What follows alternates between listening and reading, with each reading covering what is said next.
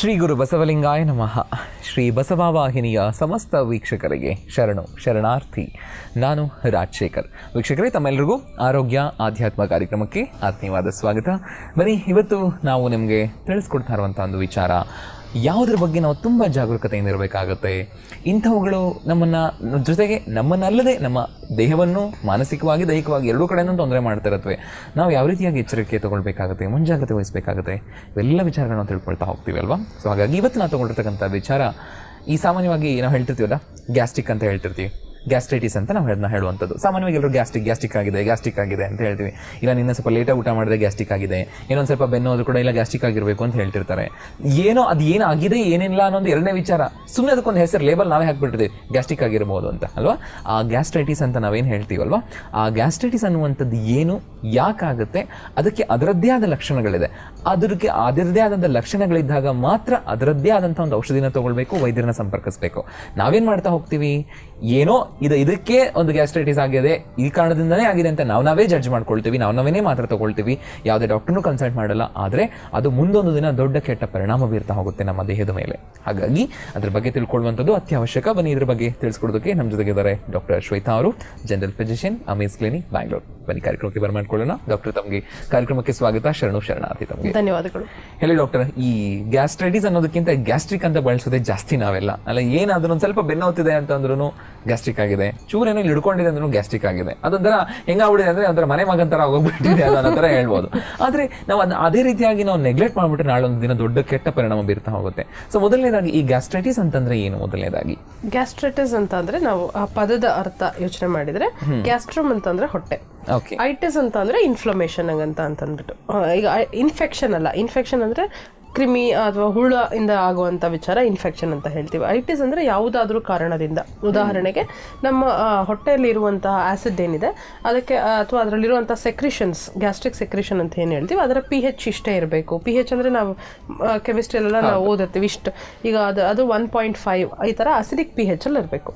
So ಇದರ pH ಬಂದ್ಬಿಟ್ಟು ತುಂಬಾ ಜಾಸ್ತಿ ಅಂದ್ರೆ ಕಡಿಮೆ ಆದ್ರೆ, ಅಂದ್ರೆ ಅಸಿಡಿಟಿ ಜಾಸ್ತಿ ಆಯ್ತು ಹಂಗಂತ ಅಂತಂದ್ರೆ ಈ ಆಸಿಡ್ ಇಂದ ಇರಬಹುದು. ಇಲ್ಲ ಅಂತಂದ್ರೆ ನಾವು ಯಾವ್ದಾದ್ರು ಫುಡ್ ತಗೊಂಡಿರ್ತೀವಿ, ಆ ಫುಡ್ ನಮಗೆ ಸರಿ ಹೋಗದೆ ಇರ್ಬೋದು. ಸೊ ಕೆಮಿಕಲ್, ನಾವು ಫುಡ್ ತಗೊಳ್ಳೋವಂಥದ್ದಿದ್ರು ಅಲ್ಲಿ ಒಳಗಡೆ ಹೋದ್ರೆ ಅದು ಕೆಮಿಕಲ್ ಆಗಿನೇ ಇದಾಗುತ್ತೆ. ಸೊ ಆ ಥರದ್ದೇನಾದರೂ ಫುಡ್ ಇಂದ ಅಥವಾ ಕೆಮಿಕಲ್ ಇಂದ ಈ ತರ ಇರಿಟೇಟ್ ಮಾಡಿ, ಗ್ಯಾಸ್ಟ್ರಿಕ್ ಪದರವನ್ನ ಇರಿಟೇಟ್ ಮಾಡಿದ್ರೆ ಅದಕ್ಕೂ ಸಹ ಇನ್ಫ್ಲಮೇಷನ್ ಆಗುತ್ತೆ. ಅಲ್ಲಿ ಅಂದರೆ ಒಂದು ಏರುಪೇರು, ಅಲ್ಲಿರುವಂತಹ ಎಲೆಕ್ಟ್ರೋಲೈಟ್ಸ್ ಇರ್ಬೋದು, ಕೆಮಿಕಲ್ಸ್ ಇರ್ಬೋದು, ಇದರ ಏರುಪೇರಾದಾಗ ನಾವು ಗ್ಯಾಸ್ಟ್ರೈಟಿಸ್ ಅಂತ ಹೇಳ್ತೀವಿ. ಆಲ್ಮೋಸ್ಟ್ ಈಗ ನಮಗೆ ಎಲ್ಲಾದರೂ ಒಂದು ಪೆಟ್ಟು ಬಿದ್ದಾಗ ಅಥವಾ ಈ ಥರದ್ದಾದಾಗ ಅಲ್ಲೊಂದು ಸ್ವಲ್ಪ ಇನ್ಫ್ಲಮೇಷನ್ ಆಗುತ್ತೆ, ಒಳಗಡೆ ಕೆಲವೊಂದು ಕೆಮಿಕಲ್ ರಿಯಾಕ್ಷನ್ಸ್ ಆಗುತ್ತೆ, ಅದನ್ನು ನಮ್ಮನ್ನು ವಾಸಿ ಮಾಡೋದಕ್ಕಾಗುವಂತಹ ಇನ್ಫ್ಲಮೇಷನ್ ಅದು. ಬಟ್ ಅದು ತುಂಬಾ ದಿನ ಇದ್ದಾಗ ಏನಾಗುತ್ತೆ, ಗ್ಯಾಸ್ಟ್ರಿಕ್ ಅಲ್ಸರ್ ಆಗುತ್ತೆ. ಕೆಲವೊಬ್ರು ಏನ್ ಮಾಡ್ತಾರೆ, ಅಲ್ಸರ್ ಆಗಿದೆ ಅಂತಾನೂ ಹಾಗೆ ಬಳಸ್ತಾರೆ, ಒಂಥರ ತುಂಬಾ ಅಲ್ಸರ್ ಆಗೋಗ್ಬಿಟ್ಟಿದೆ ಅದರಿಂದ ನಾನು ಇದನ್ನ ತಗೋತಿದ್ದೀನಿ ಅಂತನೋ, ಅಥವಾ ಗ್ಯಾಸ್ಟ್ರಿಕ್ ಆಗಿದೆ ಅಂತನೋ. ಸೊ ಎರಡಕ್ಕೂ ಬಾರಿ ವ್ಯತ್ಯಾಸನೇ ಇಲ್ಲದೆ ಇರೋ ಹಾಗೆ ಮಾತಾಡ್ತಾರೆ. ಆದ್ರೆ ಗ್ಯಾಸ್ಟ್ರೈಟಿಸ್ ಅಂದ್ರೆ ಅಲ್ಸರ್ ಅಲ್ಲ, ಗ್ಯಾಸ್ಟ್ರೈಟಿಸ್ ಅಂದ್ರೆ ಕ್ಯಾನ್ಸರು ಅಲ್ಲ, ಅಲ್ಸರು ಅಲ್ಲ. ಗ್ಯಾಸ್ಟ್ರೈಟಿಸ್ ಅಂದ್ರೆ ನಿಮ್ಮ ಹೊಟ್ಟೆಯ ಪದರ ಬಂದು ಇರಿಟೇಟ್ ಆಗಿ ಇನ್ಫ್ಲೇಮ್ ಆಗಿದೆ ಅಂತ ಅರ್ಥ ಅಷ್ಟೇ. ಸೊ ಗ್ಯಾಸ್ಟ್ರೈಟಿಸ್ ಹಂಗಂತ ಅನ್ನೋದು ಅಷ್ಟು ಮಾತ್ರ, ಹೊಟ್ಟೆಯ ಪದರ ಬಂದು ಏನಾಗಿದೆ ಅದು ಇರಿಟೇಟ್ ಆಗಿದೆ ಅಂತ ಅರ್ಥ. ಓಕೆ. ಸೊ ಡಾಕ್ಟರ್, ಈಗ ನೀವು ಹೇಳ್ದಂಗೆನೆ ಈಗ ಗ್ಯಾಸ್ಟ್ರೈಟಿಸ್ ಅನ್ನುವಂಥದ್ದು ಬಂದಾಗ ಸಾಮಾನ್ಯವಾಗಿ ಕೆಲವೊಬ್ರಿಗೆ ಗೊತ್ತಿರುತ್ತೆ, ಈಗ ಎಲ್ಲರೂ ಅದೇ ರೀತಿ ಮಾಡ್ತಾರೆ ಅಂತ ಹೇಳಕ್ಕಾಗಲ್ಲ. ಕೆಲವೊಬ್ರಿಗೆ ಗೊತ್ತಿರುತ್ತೆ ಇದು ನನಗೆ ಇದು ಗ್ಯಾಸ್ಟ್ರಿಕ್ ಅನ್ನುವಂಥದ್ದು, ಇದಲ್ಲ, ಇದಕ್ಕೆ ನಾವು ಮಾತ್ರೆ ತಗೊಳ್ಳೋಂಥದ್ದು ಒಂದು ಸ್ವಲ್ಪ ಅವರು ಫಾಲೋ ಅಪ್ ಮಾಡ್ತಿರ್ತಾರೆ. ನಾನು ಕೇಳ್ತಿರೋದೇನು ಅಂತಂದ್ರೆ, ಕೆಲವೊಂದ್ಸರಿ ಗ್ಯಾಸ್ಟ್ರಿಕ್ ಅನ್ನೋಂಥದ್ದು ಬರುತ್ತೆ ಅಂತ ಗೊತ್ತಿದ್ರು ಕೂಡ ಕೆಲವೊಂದ್ಸರಿ ನಾವು ಅದೇ ವಿಧಾನ ಅನುಸರಿಸ್ತಾ ಇರ್ತೀವಿ. ಈ ಉದಾಹರಣೆ, ನಾವು ಲೇಟಾಗಿ ಊಟ ಮಾಡಿದ್ರೆ ನಮ್ಗೆ ಆಗುತ್ತೆ ಅನ್ನೋದು ಇರಬಹುದು, ಅಥವಾ ಇನ್ಯಾವುದೋ ನಮ್ಮ ಒಂದು ಆರೋಗ್ಯದಾಗಿ ಅಥವಾ ಆಹಾರ ಪದ್ಧತಿಯಲ್ಲಿ ಏನೇ ಒಂದು ವ್ಯತ್ಯಾಸ ಆದ್ರೂ ಕೂಡ ನಮಗೆ ಗ್ಯಾಸ್ಟ್ರಿಕ್ ಬರುತ್ತೆ ಅಂತ ಗೊತ್ತಿದ್ರು ಕೂಡ ನಾವು ಅದನ್ನೇ ಫಾಲೋ ಮಾಡ್ತಿರ್ತೀವಿ. ಆದ್ರೆ ಒಂದು ಎಲ್ಲೋ ನಿರ್ಲಕ್ಷ್ಯ ಮಾಡ್ತೀವಿ. ಗ್ಯಾಸ್ಟ್ರಿಕ್ ಅನ್ನೋದು ನಮ್ಮನೇನು ಅಷ್ಟೊಂದು ದೊಡ್ಡ ಕೆಟ್ಟ ಪರಿಣಾಮ ಬೀರಲ್ವಲ್ಲ ಅನ್ನೋ ತರ ಇಗ್ನೋರ್ ಮಾಡ್ತಾ ಹೋಗ್ತೀವಿ ನಾವು. ಎಕ್ಸಾಕ್ಟ್ಲಿ, ನೀವು ಉತ್ತರನೂ ಅಲ್ಲೇ ಹೇಳಿದ್ರಿ, ಗ್ಯಾಸ್ಟ್ರಿಕ್ ಅನ್ನೋದು ದೊಡ್ಡ ಪರಿಣಾಮ ಬೀರಲ್ಲ ಅಂತ ಅನ್ನುವಂತ ಆ ಒಂದು ಕಾನ್ಫಿಡೆನ್ಸ್ ಇದೆಯಲ್ಲ, ಅದರಿಂದ ಈ ನಿರ್ಲಕ್ಷ್ಯಗಳು ಬರುತ್ತೆ ಅಷ್ಟೇ. ಅಂದ್ರೆ ಗ್ಯಾಸ್ಟ್ರಿಕ್ ಅಂದ್ರೆ, ಈಗ ಕೆಲವೊಬ್ರು ಏನ್ ಹೇಳ್ತಾರೆ ಅಂದ್ರೆ, ನಮ್ಮ ಹತ್ರ ಬಂದಿರ್ತಾರೆ ಏನೋ ತೊಂದರೆಗೆ ಅಂತ, ದೊಡ್ಡ ತೊಂದರೆ ಏನಲ್ಲ, ಗ್ಯಾಸ್ಟ್ರಿಕ್ ಆಗಿದೆ ಅಷ್ಟೇ, ಅಥವಾ ದೊಡ್ಡ ತೊಂದರೆನೇ ಅಲ್ಲ ಬಿಡಿ, ಗ್ಯಾಸ್ಟ್ರಿಕ್ ಅಷ್ಟೇ ಅಂತ. ನಿಮ್ಗೆ ಒಂಥರ ಊಟ ನಿದ್ದೆ ಇದ್ದಂಗೆ, ಅದು ನನ್ನ ದೇಹದ ಒಂದು ಭಾಗ ಅಂತ ಅನ್ನಂಗೆ ಗ್ಯಾಸ್ಟ್ರಿಕ್ ಆಗಿದೆ ಅಷ್ಟೇ ಬಿಡಿ, ಏನು ತೊಂದರೆನೇ ಇಲ್ಲ ನನಗೆ ಅನ್ನೋದು. ಗ್ಯಾಸ್ಟ್ರಿಕ್ ಅನ್ನುವುದು ತೊಂದರೆನೆ. ಗ್ಯಾಸ್ಟ್ರಿಕ್ ಅಂದ್ರೆ ಗ್ಯಾಸ್ಟ್ರೈಟಿಸ್ ಅಂತ ಜನ ಏನು ಗ್ಯಾಸ್ಟ್ರಿಕ್ ಅಂತ ಹೇಳ್ತಿರ್ತಾರೆ, ಅದನ್ನ ನಾವು ಗ್ಯಾಸ್ಟ್ರೈಟಿಸ್ ಅಂತ ಹೇಳ್ತೀವಿ ಮೆಡಿಕಲ್ ಆಗಿ. ಸೊ ಗ್ಯಾಸ್ಟ್ರೈಟಿಸ್ ಅಂತ ಏನ್ ಹೇಳ್ತೀವಿ ಅದು ಸಹ ತೊಂದರೆನೆ. ತುಂಬ ಕಾಲಕ್ಕೆ ಇದ್ದರೆ, ಅಥವಾ ನೀವು ಅದಕ್ಕೆ ತುಂಬ ನಿರ್ಲಕ್ಷ್ಯ ಮಾಡಿ ಟ್ರೀಟ್ಮೆಂಟೇ ತಗೊಳ್ಳದೇ ಇದ್ದು, ಅಥವಾ ಇದು ನನ್ನ ಜೀವನದ ಒಂದು ಭಾಗ ಆಗಂತ ಒಪ್ಕೊಂಡ್ಬಿಟ್ಟು ನೀವೇನೋ ಒಂದು ಮನೆ ಮದ್ದುನೋ ಅಥವಾ ಏನೋ ಒಂದು ಹೊರಗಡೆನೋ ತೊಗೊಂಬರೋ ಅಂಥದ್ದು ಏನೋ ಒಂದನ್ನು ಮಾಡ್ಕೊಂಡು ಪರವಾಗಿಲ್ಲ ಬಿಡು, ಇದಕ್ಕೆಲ್ಲ ಯಾರ ಸಹಾಯನೂ ಬೇಡ, ಇದಕ್ಕೆಲ್ಲ ಏನಕ್ಕೆ ಯಾರ ಹತ್ರ ನಾವು ಕೇಳಬೇಕು ಅಂತ ಹೇಳಿ ಹಾಗೆ ನಾವು ಮಾಡ್ಕೊಂಡು ಹೋಗಿ ಮತ್ತದು ನಿಮಗೆ ರಿಪೀಟೆಡ್ ಆಗಿ ಬರ್ತಿದೆ ಅಂದರೆ ಡೆಫಿನೆಟ್ ಆಗಿ ನಿಮಗೆ ಗ್ಯಾಸ್ಟ್ರೈಟಿಸ್ ಇಂದ ಖಂಡಿತ ತೊಂದರೆ ಆಗುತ್ತೆ ಅಂತ. Okay, fine doctor. ಡಾಕ್ಟರ್, ಈಗ ಬಂದಿದೆ ಅಥವಾ ಬರಬೇಕಾಗಿದೆ ಗ್ಯಾಸ್ಟ್ರೈಟಿಸ್ ಅಂತಂದ್ರೆ ಇದರದೇ ಆದ ಚಿಹ್ನೆಗಳೇನೆ? ಈಗ ಸುಮಾರು ಜನಕ್ಕೆ ಇದ್ರ ಗೊಂದಲ ಇರುತ್ತೆ ಅನ್ಕೊಳ್ತೀನಿ ನಾನು. ಈಗ ನಾನು ಹಾಗೆ ಹೇಳ್ದಂಗೆ ಹೊಟ್ಟೆ ನೋವು ಬಂದ್ರೆ ಅದು ಬಂದಿರ್ಲಬಹುದು ಅದಕ್ಕೋಸ್ಕರ, ಅಥವಾ ಬಾರ್ದೇನೂ ಇರಬಹುದು, ಬಟ್ ಅದನ್ನ ನಾವೇ ಅದನ್ನ ಜಡ್ಜ್ ಆಗಿ ಮಾಡ್ಕೊಳ್ತಿದೀವಿ ಓವರಲ್ ಆಗಿ. ಸೊ ಇದರದೇ ಆದಂತಹ ಒಂದು ಸಿಂಟಮ್ಸ್ ಏನಿದೆ, ಚಿಹ್ನೆಗಳೇನಿದೆ? ಗ್ಯಾಸ್ಟ್ರೈಟಿಸ್ಗೆ ಚಿಹ್ನೆಗಳು ಅಂತ ಅನ್ನೋದು ನಿಮಗೆ ಆಲ್ಮೋಸ್ಟ್ ನಿಮ್ಮ ಹೃದಯ ಮತ್ತೆ ಪಕ್ಕೆಗಳೇನಿರುತ್ತೆ ಅಲ್ಲಿ ನೋವು ಬರುವಂಥದ್ದು ಒಂದು, ಮತ್ತೆ ಎದೆ ಉರಿ ಅಂತ ಏನು ಹೇಳ್ತೀವಿ ಯೂಶಲ್ ಆಗಿ. ಏನಾದರೂ ತುಂಬಾ ಖಾರವಾಗಿರುವಂಥ ವಿಚಾರ ತಿಂದಾಗ ನಮ್ಗೆ ಹೇಗೆ ತುಂಬಾ ಎದೆ ಹಿಡ್ಕೊಂಡಾಗ ಆಗುವಂಥದ್ದು, ಇಲ್ಲಾಂದ್ರೆ ಉರಿಯುವಂಥದ್ದು. ಮತ್ತೆ ಕೆಲವೊಬ್ಬರಿಗೆ ನೆಕ್ಸ್ಟ್ ಇದಾಗಿ ಗ್ಯಾಸ್ಟ್ರೋ ಇಸೋಫೇಜಿಯಲ್ ರಿಫ್ಲೆಕ್ಸ್ ಡಿಸೀಸ್ ಅಂತ ಹೇಳ್ತೀವಿ. ಅಂದ್ರೆ ನಿಮ್ಮ ಆಕ್ಚುಲಾಗಿ ನಮ್ಮ ಎಲ್ಲಾ ಜೀರ್ಣಕ್ರಿಯೆ ಹೇಗಿದೆ ಅಂತಂದ್ರೆ ಒಂದೊಂದು ಫೇಸ್ ವೈಸ್ ಇರುತ್ತೆ. ನಾವು ಊಟ ತಗೊಂಡಾಗ ಬಾಯಲ್ಲಿ ಒಂದಷ್ಟು ಡೈಜೆಷನ್ ಆಗಬೇಕು, ಅದಾದ್ಮೇಲೆ ನೆಕ್ಸ್ಟ್ ಅಂದ್ರೆ ನಮ್ಮ ಎಂಜಲು ಅಂತ ಏನ್ ಹೇಳ್ತೀವಲ್ಲ ಅದ್ರಲ್ಲಿ ಕೆಲವೊಂದು ಎನ್ಸೈಮ್ಸ್ ಇರುತ್ತೆ, ಅದರಿಂದ ಡೈಜೆಸ್ಟ್ ಆಗಿ ನಮ್ಮ ಯೂಸೋಫೇಗಸ್ ಮೂಲಕ ಫುಡ್ ಪೈಪ್ ಮೂಲಕ ಹೊಟ್ಟೆ ಒಳಗಡೆ ಹೋಗಬೇಕು. ಇದೇ ಡೈರೆಕ್ಷನ್ ಅಲ್ಲಿನೇ ಹೋಗಬೇಕು, ಅಂದ್ರೆ ಬಾಯಿಂದ ಫುಡ್ ಪೈಪಿಗೆ, ಫುಡ್ ಪೈಪಿಂದ ಹೊಟ್ಟೆಗೆ ಹೋಗಬೇಕು. ಇದು ಏನಾಗುತ್ತೆ, ಇಲ್ಲಿ ಏನಾದರೂ ಆಸಿಡಿಟಿ ಜಾಸ್ತಿ ಇದ್ರೆ ಅಥವಾ ಕಂಟೆಂಟ್ ತುಂಬಾ ದೊಡ್ಡ ಹೆವಿ ಮೀಲ್ಸ್ ತೊಗೊಂಡ್ಬಿಟ್ಟಿದ್ವಿ, ಯಾವುದೋ ಮದುವೆಗೆ ಹೋಗಿದ್ವಿ, ಇಲ್ಲ ಮನೇಲಿ ಹಬ್ಬದ ಊಟ ಅಂತ ಹೇಳಿ ತುಂಬಾ ನಾವು ಯೂಶಲ್ ಆಗಿ 2 ಚಪಾತಿನೋ ಅಥವಾ ಒಂದು ರಾಗಿ ಮುದ್ದೆ ತಗೊಳ್ಳೋ ಅಂಥವ್ರು ಅದಕ್ಕೆ 4ರಷ್ಟು ಪ್ರಮಾಣ ಏನಾದರೂ ತಗೊಂಡ್ರೆ ಅಥವಾ 2ರಷ್ಟು ಪ್ರಮಾಣ ತಗೊಂಡ್ರು ಕೆಲವೊಬ್ಬರಿಗೆ ಏನಾಗುತ್ತೆ ಆ ಕಂಟೆಂಟ್ ಸ್ವಲ್ಪ ಮೇಲೆ ಬರುತ್ತೆ, ಅಂದ್ರೆ ಹೊಟ್ಟೆಯಿಂದ ಫುಡ್ ಪೈಪಿಗೆ ವಾಪಸ್ ಬರುತ್ತೆ, ರಿವರ್ಸ್ ಡೈರೆಕ್ಷನ್ ಆಗುತ್ತೆ. ಆ ರಿವರ್ಸ್ ಡೈರೆಕ್ಷನ್ ಬಂದಾಗ ಆ ಫೋರ್ಸಿಗೆ ಏನಾಗಬಹುದು, ಇಲ್ಲಿವರೆಗೂ ಗಂಟ್ಲವರೆಗೂ ಅಥವಾ ಬಾಯಿವರೆಗೂ ತೇಗು ಬರಬಹುದು, ಆ ಕಂಟೆಂಟ್ ಸಹ ಬರ್ಬೋದು. ಆಗ ನಮ್ಗೆ ಇಚ್ಚಿಂಗ್ ಅಥವಾ ಒಂದು ಆ ಸ್ಮೆಲ್ ಇಷ್ಟ ಆಗಲ್ಲ, ಯಾಕಂದ್ರೆ ಅದು ಪ್ರೊಸೆಸ್ ಆಗೋದು ಬೇರೆ. ನೀವು ತಿಂದಾಗ ನಿಮ್ಗೆ ಅದ್ರ ಏನ್ ಬ್ಯೂಟಿಫುಲ್ ಸ್ಮೆಲ್ ಅಥವಾ ಫ್ಲೇವರ್ ಇರುತ್ತೋ ಅದು ಬೇರೆ, ನೀವು ತಿಂದದ್ರ ಜೀರ್ಣ ಆಗ್ಬೇಕಾದ್ರೆ ಇರುವಂತ ಇದು ಬೇರೆ. ಸೊ ಅದು ಗ್ಯಾಸ್ಟ್ರೋಇಸೋಫೇಜಿಯಲ್ ರಿಫ್ಲೆಕ್ಸ್ ಅಂತಾನು ಹೇಳ್ತೀವಿ. ಇದು ಬೇರೆ, ಗ್ಯಾಸ್ಟ್ರೈಟಿಸ್ ಬೇರೆ. ಬಟ್ ಅದು ನೆಕ್ಸ್ಟ್ ಲೆವೆಲ್. ಗ್ಯಾಸ್ಟ್ರೈಟಿಸ್ ಹಾಗೆ ಇದೆ ಅಂತಂದ್ರೆ ನಿಮ್ಗೆ ಗ್ಯಾಸ್ಟ್ರೋಇಸೋಫೇಜಿಯಲ್ ರಿಫ್ಲೆಕ್ಸ್ ಡಿಸೀಸ್ ಆಗೋ. ಸೊ ಈ ತರ ಇತ್ತು ಅಂತಂದ್ರೆ ನಿಮ್ಗೆ ಗ್ಯಾಸ್ಟ್ರೈಟಿಸ್ ಆಗಿದೆ ಆಲ್ರೆಡಿ ಅಂತ ಅರ್ಥ. ಇದು ಈ ತೇಗು ಬರುವಂತದ್ದು ಪ್ಲಸ್ ಹೊಟ್ಟೆ ಉಬ್ಬರ ಆಗುವಂಥದ್ದು. ತುಂಬಾ ಸಡನ್ ಆಗಿ ಊಟ ಮಾಡಿದ ತಕ್ಷಣ ಅಥವಾ ಊಟ ಮಾಡದೇ ಇದ್ರೆ ತುಂಬಾ ಹೊಟ್ಟೆ ಹಸುವಲ್ಲಿ ಇರ್ಬೇಕಿದ್ರೆ ಹೊಟ್ಟೆ ಎಲ್ಲ ಊದ್ಕೊಂಡಂಗೆ ಆಗುವಂತ ಫೀಲಿಂಗ್ ಅಷ್ಟೇ. ಸ್ವಲ್ಪ ಆದ್ಮೇಲೆ ನಿಮ್ಗೆ ಅದು ಹಾಯ್ ಅನ್ಸ್ಬೋದು ಊಟ ಆದ್ಮೇಲೆ, ಅಥವಾ ನೀವು ಸ್ವಲ್ಪ ಹೊಟ್ಟೆ ಹಸ್ಕೊಂಡಿದ್ದಾಗ ಯಾವ ತರ ಇದ್ರೆ ಅದು ಆಪೋಸಿಟ್ ಮಾಡಿದಾಗ ನಿಮ್ಗೆ ಸ್ವಲ್ಪ ಹಾಯ್ ಅಂತ ಅನ್ನಿಸ್ಬಹುದು. ಸೊ ಈ ತರ ಹೊಟ್ಟೆ ಒಬ್ರು ಆಗಾಗ ಬರುವಂತದ್ದು. ಅದಾದ್ಮೇಲೆ ತುಂಬಾ ಹೊಟ್ಟೆ ಹಸಿಯುವಂಥದ್ದು. ಈಗ ನಾನು ಊಟ ಮಾಡಿರ್ತೀನಿ ಒಂದು 1/2 hour 45 minutesಗೆ, ಮತ್ತೆ ಅದು ನ್ಯಾಚುರಲ್ ಅಲ್ಲ, ಯಾಕಂದ್ರೆ ನಮ್ಮ ಹೊಟ್ಟೆ ಒಳಗಡೆ ಮಿನಿಮಮ್ 3 hours ಇರುತ್ತೆ ಊಟ. 3 hours ನಾವೇನ್ ತಿಂದಿರ್ತೀವೋ ಅದು ಒಂದ್ ಕಡೆಯಿಂದ ಇನ್ನೊಂದ್ ಕಡೆಗೆ ಟ್ರಾನ್ಸ್ಫರ್ ಆಗ್ಬೇಕು ಅಂದ್ರೆ, ಹೊಟ್ಟೆಯಿಂದ ಸಣ್ಣ ಕರುಳು ಹತ್ರ ಹೋಗ್ಬೇಕು ಅಂದ್ರೆ 3 hours ಬೇಕು. ಗ್ಯಾಸ್ಟ್ರಿಕ್ ಎಂಪ್ಟಿಂಗ್ ಟೈಮ್ ಅಂತ ಹೇಳ್ತೀವಿ ಅದಕ್ಕೆ. ಸೊ ಫುಲ್ ಹೊಟ್ಟೆ ಅಷ್ಟನ್ನು ಡೈಜೆಸ್ಟ್ ಮಾಡಿ ಕೆಳಗಡೆ ಕಳಿಸ್ಬೇಕು ಅಂದ್ರೆ 3 hours ಬೇಕು, ಸಣ್ಣ ಕರುಳಿಗೆ ಹೋಗ್ಬೇಕು ಅಂದ್ರೆ. ಸೊ ಈ 3 hour ಒಳಗಡೆನೆ ಮತ್ತೆ ಒಂದು 1 hourಗೆನೆ ತುಂಬಾ ಹೊಟ್ಟೆ ಹಸಿಯುವಂಥದ್ದು. ಏನಾದ್ರು ತಿನ್ಲೇಬೇಕು ನನ್ಗೆ, ಪ್ರತಿ ಗಂಟೆಗೂ ಹೊಟ್ಟೆ ಹಸಿಯುತ್ತೆ ಅಂದ್ರೆ, ಅಥವಾ 7-8 ಗಂಟೆಗಳಾದ್ರೂ ಹೊಟ್ಟೆ ಹಸಿಯಲ್ಲ ಅಂದ್ರೆ, ಎರಡು ಎಕ್ಸ್ಟ್ರೀಮ್. ಅದಕ್ಕೆ ಹೇಳ್ತಿರೋದು ಈಗ ತುಂಬಾ ಹಸಿವಿನಲ್ಲಿ ದೊಡ್ಡ ಬದಲಾವಣೆಗಳು, ತುಂಬಾ ಹಸುವಾಗೋದು, ಇಲ್ಲ ಹಸಿವೆ ಆಗದೆ ಇರುವಂತದ್ದು, ಹೊಟ್ಟೆ ಉಬ್ರ ಆಗುವಂಥದ್ದು, ಮತ್ತೆ ಹೊಟ್ಟೆ ಊಟ ನೋಡಿದ್ರೆ ನಂಗೆ ತಿನ್ಬೇಕಂತಾನೆ ಅನ್ನಿಸ್ತಿಲ್ಲ ಅಂತ. ನ್ಯಾಚುರಲ್ ಆಗಿ ಒಂದು ಹಸುವಿದ್ದಾಗ ನಮ್ಗೆಲ್ಲವೂ ಸ್ವಲ್ಪ ರುಚಿ ಹೆಚ್ಚಾಗಿ ಕಾಣುತ್ತೆ. ಅದು ಕಾಣಿಸ್ಲಿಲ್ಲ ಅಂದರೆ ನನ್ಗೆ ಆ ಊಟದ ಮೇಲೆ ಒಂಥರ ನೋಡಿದ್ರೆ ಬೇಡ ಅನ್ಸೋದು, ಅಥವಾ ಏನು ತಿನ್ನೋದಕ್ಕೂ ಮನ್ಸಾಗದೆ ಇರುವಂಥದ್ದು, ಈ ತರದೆಲ್ಲ ಅಂತಂದ್ರೆ ನಿಮ್ಗೆ ಗ್ಯಾಸ್ಟ್ರೈಟಿಸ್ ಆಗಿ ನಿಮ್ಮ ಮತ್ತೆ ಆ ಊಟದ ಮಧ್ಯೆ ಇರುವಂತಹ ಒಂದು ಸಂಬಂಧ ಹಾಳಾಗಿದೆ ಅಂತ ಅರ್ಥ. Okay doctor, fine. ಡಾಕ್ಟರ್, ಇದಾಗಂದ್ರೆ ಯಾರಲ್ಲಿ ಜಾಸ್ತಿ ಆಗ್ತಾ ಹೋಗುತ್ತೆ? ಈಗ ಮಕ್ಕಳು ಏನಾದರೂ ಸಿಕ್ಕಾಪಟ್ಟೆ ತಿಂತಾರೆ, ಸಿಕ್ಕಿ ತಿಂತಾರೆ, ಅವ್ರಲ್ಲಿ ಜಾಸ್ತಿ ಆಗುತ್ತಾ? ಅಥವಾ ದೊಡ್ಡವರಾದವರು ಹೊರಗಡೆ ಆಫೀಸಲ್ಲಿ ಹೋಗ್ತಾರೆ, ಯಾವಾಗಲೂ ಕೂತ್ಕೊಂಡೇ ಇರ್ತಾರೆ, ಸೊ ಹಾಗಾಗಿ ಡೈಜೆಷನ್ ಸರಿ ಆಗೋದಿಲ್ಲ, ಅವರಿಗೆ ಅಂತ ಜಾಸ್ತಿ ಆಗುತ್ತಾ? ಅಂದ್ರೆ ಯಾರಲ್ಲಿ ಜಾಸ್ತಿ ಆಗುತ್ತೆ ಮತ್ತು ಯಾವ ಕಾರಣದಿಂದ ಆಗ್ತಾ ಹೋಗುತ್ತೆ ಇದು ಅಂತ?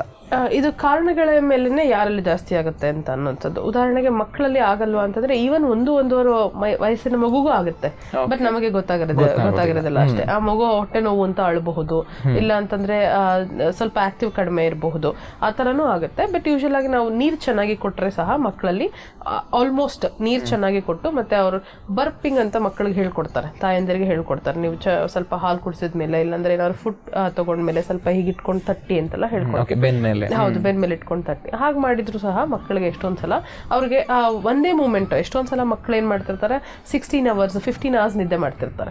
ಸೊ ಅವ್ರಿಗೆ ತುಂಬಾ ಮೂಮೆಂಟ್ಸ್ ಇರೋದಿಲ್ಲ, ಅಥವಾ ಅವ್ರು ಮಲಗಿರುವಂತ ಮೂಮೆಂಟ್ ಅಲ್ಲಿ ನಮಗೆ ಫುಡ್ ಡೈಜೆಸ್ಟ್ ಆಗೋದು ಸ್ವಲ್ಪ ಕಷ್ಟ ಆಗಬಹುದು. ಅದರಿಂದ ಹಾಗೆಲ್ಲ ನಿಮ್ಗೆ ಹೇಳ್ಕೊಟ್ಟಿರುವಂತ ಮ್ಯಾನುವರ್ಸ್ ನೀವು ಮಾಡಿದ್ರೆ ನಿಮ್ಗೆ ಮಕ್ಕಳಲ್ಲಿ ಪ್ರಾಬ್ಲಮ್ ಸಾಲ್ವ್ ಆಗ್ಬೋದು. ಮತ್ತೆ ಮಕ್ಕಳಲ್ಲಿ ಇನ್ಫೆಕ್ಷನ್ ಇಂದ ಹೊಟ್ಟೆ ನೋವು ಬರೋದೇ ಜಾಸ್ತಿ, ಗ್ಯಾಸ್ಟ್ರೈಟಿಸ್ ಇಂತ ಹೆಚ್ಚಾಗಿ, ಯಾಕಂದ್ರೆ ಅವ್ರಿಗೆ ಅದನ್ನ ಸಾಲ್ವ್ ಮಾಡ್ಕೊಳ್ಳೋ ಅಂತ ಕೆಪಾಸಿಟಿ ಇರುತ್ತೆ. ಮತ್ತೆ ಬೆಳೀತಾ ಹೋದಂಗೆ ಈ ಟೀನ್ ಅಂತ ವಯಸ್ಕರು ಅಥವಾ ಅಡಲ್ಟ್ಸ್ ಅಂತ ಏನ್ ಹೇಳ್ತೀವಲ್ಲ, ಒಂದು 17-18 ಆ ಟೈಮಲ್ಲಿ ಅವರ ಹಾರ್ಮೋನ್ಸ್ ಇಂದ ಏನಾಗುತ್ತೆ, ಅವರ ಸ್ಲೀಪ್ ಪ್ಯಾಟರ್ನ್ ಬದಲಾಗತ್ತೆ. ಅವರು ಲೇಟ್ ಆಗಿ ಮಲ್ಗೋವಂಥದ್ದು, ಕಾಲೇಜ್ ಅಂತ ಹೇಳಿ ತುಂಬಾ ಬೇಗ ಎದ್ದೇಳುವಂಥದ್ದು, ಸೊ ನಿದ್ದೆ ಕಡಿಮೆ ಆಗ್ಬಹುದು. ಇಲ್ಲಂತಂದ್ರೆ ಅವ್ರು ತುಂಬಾ ಫಿಸಿಕಲ್ ಆಕ್ಟಿವಿಟಿ ಇರಬಹುದು, ಅಥವಾ ಫಿಸಿಕಲ್ ಆಕ್ಟಿವಿಟಿ ಸ್ಕೂಲಲ್ಲೆಲ್ಲ ಚೆನ್ನಾಗಿದ್ದು ಕಂಪ್ಲೀಟ್ ಆಗಿ ಕಡಿಮೆ ಆಗ್ಬಹುದು. ಸೊ ನಿಮ್ಮ ಆಕ್ಟಿವಿಟೀಸ್ ಬದಲಾದಂಗೆ ನಿಮಗೆ ಗ್ಯಾಸ್ಟ್ರೈಟಿಸ್ ಬರುವಂತ ಚಾನ್ಸಸ್ ಸಹ ಇರುತ್ತೆ. ಆಕ್ಟಿವಿಟೀಸ್ ಚೆನ್ನಾಗಿದ್ರೆ ಸ್ವಲ್ಪ ಗ್ಯಾಸ್ಟ್ರೈಟಿಸ್ ಕಡಿಮೆ ಆಗುತ್ತೆ. ಆಕ್ಟಿವಿಟೀಸೇ ಇಲ್ಲ ಅಂತ ಆಯ್ತು ಅಂತಂದ್ರೆ ಗ್ಯಾಸ್ಟ್ರೈಟಿಸ್ ಬರ್ಬೋದು. ನೀವು ಹೇಳ್ದಂಗೆ ನಾನು ಆಫೀಸಲ್ಲಿ ಬೆಳಗ್ಗೆ 8ರಿಂದ 10 ಅವರ್ ಕುತ್ಕೊಂಡಿರ್ತೀನಿ ಹಂಗಂತ ಅಂದಾಗ ನನ್ನ ಆಹಾರದ ಪದ್ಧತಿ ಹಾಗೆ ಬದಲಾಗಬೇಕಾಗುತ್ತೆ. ನಾನು ಆಗ ಹೆವಿ ಮೀಲ್ಸ್ ತಗೊಳಕ್ ಆಗಲ್ಲ. ನಾನು ಆಕ್ಟಿವಿಟಿಗೆ ತಕ್ಕಂತೆ ನಾನು ಊಟ ಇರಬೇಕಾಗುತ್ತೆ. ನಾನು ಆಫೀಸಲ್ಲಿ ಕೂತ್ಕೊಂಡಾಗ ಬಂದ್ಬಿಟ್ಟು ನಾನು ಹಾಗೇನೆ ಮನೇಲಿ ಒಂದು ರೆಗ್ಯುಲರ್ ಆಗಿ ನಾನೊಂದು 3-4 ಅವರ್ಸ್ ಕೆಲಸ ಮಾಡಿದಾಗ ನಾನು ಎಷ್ಟು ಊಟ ತಗೊಳ್ತೀನೋ ಅಷ್ಟೇ ಊಟ ನಾನು ಇವಾಗ ತಗೊಂಡೆ ಅಂತಂದ್ರೆ ಆವಾಗ ಸಹ ಗ್ಯಾಸ್ಟ್ರೈಟಿಸ್ ಆಗಬಹುದು. ಇದಲ್ಲದೆ ಮತ್ತೆ ನಿಮ್ಮ ಸ್ಟ್ರೆಸ್ ಲೆವೆಲ್ಸ್, ನಾನು ತುಂಬಾ ಯಾವಾಗ್ಲೂ ಸ್ಟ್ರೆಸ್ ಟೈಪ್ ಎ ಪರ್ಸನಾಲಿಟಿ ಅಂತ ಹೇಳ್ತೀವಿ. ನೀವು ಕೆಲವೊಬ್ಬರನ್ನ ನೋಡಿದ್ರೇನೆ ಗೊತ್ತಾಗ್ಬಿಡುತ್ತೆ, ಅವರು ಸುತ್ತಾನೆ ಒಂದು ಟೆನ್ಷನ್ ಎನ್ವಿರಾನ್ಮೆಂಟ್ ಇರುತ್ತೆ. ಅವ್ರು ಎಲ್ಲಿ ಓಡಾಡ್ತಿರ್ತಾರೆ ಅಲ್ಲಿ ಎಲ್ಲರೂ ಟೆನ್ಷನ್ ಎಲ್ಲ ಓಡಾಡ್ತಿರ್ಬೇಕು, ಅವ್ರು ಹೇಳ್ದಂಗೆ ಆಗ್ಬೇಕು. ಟೈಪ್ ಎ ಪರ್ಸನಾಲಿಟಿ ಅಂತ ಹೇಳಿ, ಅವ್ರಿಗೆ ಯಾವ್ದು ಫೇಲ್ಯೂರ್ನ ಒಪ್ಕೊಳ್ಳಲ್ಲ, ಅಥವಾ ಎಲ್ಲ ಪರ್ಫೆಕ್ಟ್ ಆಗಿರ್ಬೇಕು. ಈ ತರದ ಅವ್ರನ್ನ ಏನಂತ ಹೇಳ್ತೀವಿ, ತುಂಬಾ ಈ ಮ್ಯಾನೇಜರ್ಸ್ ಅಥವಾ VPs ಪ್ರೆಸಿಡೆಂಟ್ಸ್ ಇಂಥವ್ರೆಲ್ಲ ಸ್ವಲ್ಪ ಎಲ್ಲದನ್ನು ತುಂಬಾ ಮ್ಯಾನೇಜ್ ಮಾಡ್ತಿರ್ಬೇಕಾದ್ರೆ ಏನಾಗುತ್ತೆ, ಆ ಸ್ಟ್ರೆಸ್ ಟೈಪ್ ಆಫ್ ಪರ್ಸನಾಲಿಟಿ ಹೊರಟೋಗಿರ್ತಾರೆ. ಸೊ ಅಂಥವರಲ್ಲಿ ಗ್ಯಾಸ್ಟ್ರೈಟಿಸ್ ಜಾಸ್ತಿ ನೋಡ್ತೀವಿ. ಸ್ಮೋಕ್ ಮಾಡೋರಲ್ಲಿ ಜಾಸ್ತಿ ನೋಡ್ತೀವಿ. ಆಲ್ಕೋಹಾಲ್ ಇರೋ ಅಂಥವರಲ್ಲಿ ತುಂಬಾ ಗ್ಯಾಸ್ಟ್ರಿಕ್ ಲೇಯರ್ನ ಅದು ಇರಿಟೇಟ್ ಮಾಡಿರುತ್ತೆ. ಸೊ ಅವರಲ್ಲಿ ನ್ಯಾಚುರಲ್ ಆಗಿ ಗ್ಯಾಸ್ಟ್ರೈಟಿಸ್ ಇರುತ್ತೆ, ಸ್ಮೋಕಿಂಗ್ ಮತ್ತೆ ಆಲ್ಕೋಹಾಲ್ ಈ ತರ ಕೆಟ್ಟ ಅಭ್ಯಾಸಗಳಿರೋ ಅಂಥವರಲ್ಲಿ. ಅದಾದ್ಮೇಲೆ ನಾವು ತುಂಬಾ ಖಾರವಾಗಿರುವಂತ ಫುಡ್ಡನ್ನೇ ಯಾವಾಗ್ಲೂ ತಗೊಳ್ತಿದ್ದಾಗ, ಅದು ಒಂದ್ಸಲ ತಗೊಂಡಾಗ ಹೀಲ್ ಮಾಡ್ಕೊಳ್ಬಹುದು, 2 ಸಲ ತಗೊಂಡಾಗ ಅದನ್ನ ಹೀಲ್ ಆಗ್ಬೋದು. ಪ್ರತಿ ಸಲ ನಾನು ತುಂಬಾ ಖಾರವಾಗಿರುವಂತದ್ದನ್ನೇ ನಾನು ತಗೊಂಡೆ ಅಂತಂದ್ರೆ ಆವಾಗ ಸಹ ನಿಮಗೆ ಗ್ಯಾಸ್ಟ್ರೈಟಿಸ್ ಆಗುವಂತ ಚಾನ್ಸಸ್ ಇರುತ್ತೆ. ಸೊ ಈ ತರ ಎಲ್ಲಾ ಕಾರಣಗಳಿಂದ ನಿಮಗೆ ಗ್ಯಾಸ್ಟ್ರೈಟಿಸ್ ಚಾನ್ಸಸ್ ಇರಬಹುದು. ಓಕೆ, ಸೊ ಡಾಕ್ಟರ್, ಇವಾಗ ನನಗೆ ಗ್ಯಾಸ್ಟ್ರೈಟಿಸ್ ಆಗಿದೆ ಅನ್ನುವಂಥದ್ದು ನನಗೆ ಹೇಗೆ ಗೊತ್ತಾಗುತ್ತೆ? ಲೈಕ್ ಇವಾಗ ಬಂದಿದೆ, ನನಗೆ ಗೊತ್ತಿಲ್ಲ, ನಾನು ಸುಮ್ಮನೆ ಊಟ ಮಾಡ್ತಾ ಇದ್ದೀನಿ ಎಲ್ಲ, ಬಟ್ ಆದ್ರೂ ಇದೆ, ಅದು ಅದರಿಂದ ತೊಂದರೆನೂ ಅನುಭವಿಸ್ತಾ ಇದ್ದೀನಿ ನಾನು, ಆದ್ರೆ ನನಗೆ ಗ್ಯಾಸ್ಟ್ರೈಟಿಸ್ ಅಂತ ಗೊತ್ತಿರಲ್ಲ ಅನ್ಕೊಳ್ಳಿ. ಸೊ ಹಾಗಾಗಿ ಗ್ಯಾಸ್ಟ್ರೈಟಿಸ್ ಅನ್ನೋದು ಬಂದ್ರೆ ನಾವು ಕಂಡು ಹಿಡಿಯೋದು ಹೇಗೆ ನಮ್ಮಲ್ಲಿ ಅದನ್ನ? ನಿಮ್ಮ ಹಸುವನ್ನ ಫಸ್ಟ್ ನೀವು ಇಂಪಾರ್ಟೆಂಟ್ ಥಿಂಗ್ ಅಂದ್ರೆ ನಿಮ್ಮ ಹಸು ಹೇಗಿದೆ ಅಂತ ನೋಡ್ಕೊಳ್ಳೋವಂಥದ್ದು. ಪ್ಲಸ್ ನನ್ನ ಡೈಜೆಷನ್, ಅದೊಂದು ಡೈಜೆಷನ್ ಅನ್ನೋದು ನಮ್ಗೊಂದು ಇಂಟರ್ನಲ್ ಫೀಲಿಂಗ್. ಅದು ನಾನೀಗ ಕರೆಕ್ಟ್ ಟೈಮಿಗೆ ತಗೊಳ್ತಿದ್ದೀನಿ, ನನಗೆ ಎಷ್ಟು ಫುಡ್ ತಗೊಳ್ತಿದ್ದೀನೋ ಅಷ್ಟೇ ತಗೊಂಡ್ರೆ ಯೂಶಲ್ ಆಗಿ ಒಂದು ಅಲಾರಾಮ್ ಇರುತ್ತಲ್ಲ ನಮ್ಮ ಬಾಡಿಯಲ್ಲಿ, 9 ಗಂಟೆ ಆದ್ರೆ ನಂಗೆ ಪ್ರತಿದಿನ ಹೊಟ್ಟೆ ಹಸಿಯುತ್ತಾ, ಪ್ರತಿದಿನ ಒಂದು 12:30-1 ಗಂಟೆಗೆ ಹೊಟ್ಟೆ ಹಸಿಯುತ್ತಾ, ಪ್ರತಿದಿನ ಒಂದು 5-6 ಗಂಟೆಗೆ ಇನ್ನು ಸ್ವಲ್ಪ ಹೊಟ್ಟೆ ಹಸಿಯುತ್ತಾ. ಸೊ ಇದೊಂದು ಪ್ಯಾಟರ್ನ್ ಇರುತ್ತೆ ನನ್ಗೆ ಆಲ್ರೆಡಿ. ಆ ಪ್ಯಾಟರ್ನ್ ಹಾಳಾಗಿದ್ಯಾ, ಬೇಗ ಹೊಟ್ಟೆ ಹಸಿತಿದ್ಯಾ, ಅಥವಾ ತುಂಬಾ ಏನು ಊಟನೇ ಮಾಡದೆ ಇದ್ರು ನಾ ಮರೆತೋಗ್ತಿದ್ದೀನ ಊಟ ಮಾಡೋ ಅಂತದನ್ನ, ಅಥವಾ ಒಂದು 3-4 ಅವರ್ಸ್ ಆದ್ಮೇಲೆ 1 ಗಂಟೆಗೆ ಹೊಟ್ಟೆ ಹಸಿಬೇಕಾಗಿರೋದು 4-5 ಆದ್ರೂ ಹೊಟ್ಟೆ ಹಸಿತಿಲ್ವಾ ನನ್ಗೆ, ಈ ತರದೆಲ್ಲ ನಿಮ್ಗೆ ದೊಡ್ಡ ಬದಲಾವಣೆಗಳು ನಡೆದಾಗ ನಿಮ್ಗೆ ಗ್ಯಾಸ್ಟ್ರೈಟಿಸ್ ಆಗಿದೆ ಅಂತ ಅರ್ಥ ಆಗಬಹುದು. ಮತ್ತೆ ನಿಮ್ಗೆ ಇದಲ್ಲದೆ ಈ ಹಸುವು ಬದಲಾವಣೆ ನಿಮ್ಗೆ ಅಷ್ಟೇನು ದೊಡ್ಡ ತೊಂದರೆ ಕೊಡಲ್ಲ, ಏನೋ ತಿಂದು ಬಿಡ್ತೀರಾ, ನಿಮ್ಗೆ ಸಮಾಧಾನ ಆಗ್ಬಿಡುತ್ತೆ. ಅದಲ್ಲದೆ ನಿಮ್ಗೆ ಹೊಟ್ಟೆ ಉರಿಯುವಂಥದ್ದು, ಅಥವಾ ಎದೆ ಉರಿಯುವಂಥದ್ದು, ಹೊಟ್ಟೆ ಉಬ್ರ ಆಗುವಂಥದ್ದು, ಅಥವಾ ದಿನನಿತ್ಯ ಆಕ್ಟಿವಿಟಿ ನನಗೆ ಕಷ್ಟ ಆಗ್ತಿದೆ, ನನಗೆ ಈ ತರ ಹೊಟ್ಟೆ ಉಬ್ರ, ನಾನು ಆಫೀಸಲ್ಲಿ ಇರ್ತೀನಿ, ಹೊಟ್ಟೆ ಉಬ್ರ ಆಗೋಗ್ಬಿಡುತ್ತೆ, ಏನ್ ಮಾಡ್ಬೇಕಂತ ಗೊತ್ತಾಗಲ್ಲ, ಈ ತರ ನಂಗೆ ತೊಂದರೆ ಆಗ್ತಿದೆ ಅಂತಂದ್ರೂ ಸಹ ನಿಮಗೆ ಗ್ಯಾಸ್ಟ್ರೈಟಿಸ್ಗೆ ನೀವು ಟ್ರೀಟ್ಮೆಂಟ್ ತಗೊಳ್ಳೋದು ಸೂಕ್ತವಾದಂತ ವಿಚಾರ. ಓಕೆ, ಸೊ ಡಾಕ್ಟರ್, ಇವಾಗ ಗ್ಯಾಸ್ಟ್ರೈಟಿಸ್ ಅನ್ನುವಂಥದ್ದು ಬಂದಾಗ ಯಾವ ರೀತಿಯಾಗಿರುತ್ತೆ ಅಂತ ಹೇಳಿದ್ವಿ ನೀವು. ಈಗ ಕೆಲವೊಂದ್ಸರಿ ನಮಗೆ ವಾರಕ್ಕೆ 1-2 ಸರಿ ಬರ್ತಾ ಇರುತ್ತೆ, ಇಲ್ಲ ತಿಂಗಳಿಗೆ 4-5 ಸರಿ ಈ ರೀತಿ ಬರ್ತಾ ಇರುತ್ತೆ. ಸೊ ಒಂದ್ ವೇಳೆ ಇಂಥ ಪಕ್ಷದಲ್ಲಿ ನಾವು ಇದು ಹಾಗೆ ಬರ್ತಾ ಇರುತ್ತೆ ಹೋಗ್ತಾ ಇರುತ್ತೆ ಬಿಡು ಅಂತ ಹಾಗೆ ಬಿಟ್ಕೊಳ್ಳೋದಾ, ಅಂದ್ರೆ ಏನೂ ಆಗಲ್ವಾ, ಅಥವಾ ಈ ತರ ಬಿಟ್ಕೊಂಡ್ರೆ ನಾಳೆ ಒಂದಿನ ಏನಾದ್ರೂ ದೊಡ್ಡ ಕೆಟ್ಟ ಪರಿಣಾಮ ಬೀರುವಂತ ಸಾಧ್ಯತೆಗಳಿದೆಯಾ? ಅಂದ್ರೆ ತೊಂದರೆಗಳ ಬಗ್ಗೆ ಈಗ ತಿಂಗಳಿಗೆ 1 ಸಲ 2 ಸಲ ನಮ್ಮ ಎಲ್ಲರದು ಟೈಮ್ ಟೇಬಲ್ ಹಾಳಾಗೋದು ನಾರ್ಮಲ್ಲೇ. ನಾವೆಲ್ಲೋ ಗೊತ್ತಿಲ್ಲದೆ ಒಂದು ಎಕ್ಸ್ಟ್ರಾ ಮೀಟಿಂಗ್ ಬಂದ್ಬಿಡ್ಬಹುದು, ಇಲ್ಲ ಅಂತಂದ್ರೆ ಯಾರೋ ಮನೆಗೆ ಸಡನ್ ಆಗಿ ರಾತ್ರಿ 11 ಗಂಟೆಗೆ ಬರ್ಬಹುದು, ಅದರಿಂದ ನಮ್ಗೆ ನಿದ್ದೆ ಬಂದ್ಬಿಟ್ಟು 1 ಗಂಟೆ 2 ಗಂಟೆ ಆಗ್ಬಹುದು. ಇಲ್ಲ ಏನೋ ಬರ್ಡೇ ಪಾರ್ಟಿ ಅಂತ ಹೇಳಿ ನಾವೇ ರಾತ್ರಿ 1 ಗಂಟೆ 2 ಗಂಟೆವರೆಗೂ ಎದ್ದಿರಬಹುದು. ಸೊ ಒಂದ್ ತಿಂಗಳಲ್ಲಿ 1 ಸಲ 2 ಸಲ ಪ್ರತಿಯೊಬ್ಬರ ಟೈಮ್ ಟೇಬಲ್ ಹಾಳಾಗುವಂಥದ್ದು ನ್ಯಾಚುರಲ್. ಈಗಂತೂ ಜಾಸ್ತಿನೇ ಆಗ್ತಿದೆ ನೋಡಿದ್ರೆ, ಬಟ್ ಅಟ್ಲೀಸ್ಟ್ 1 ಸಲ 2 ಸಲ ಓಕೆ.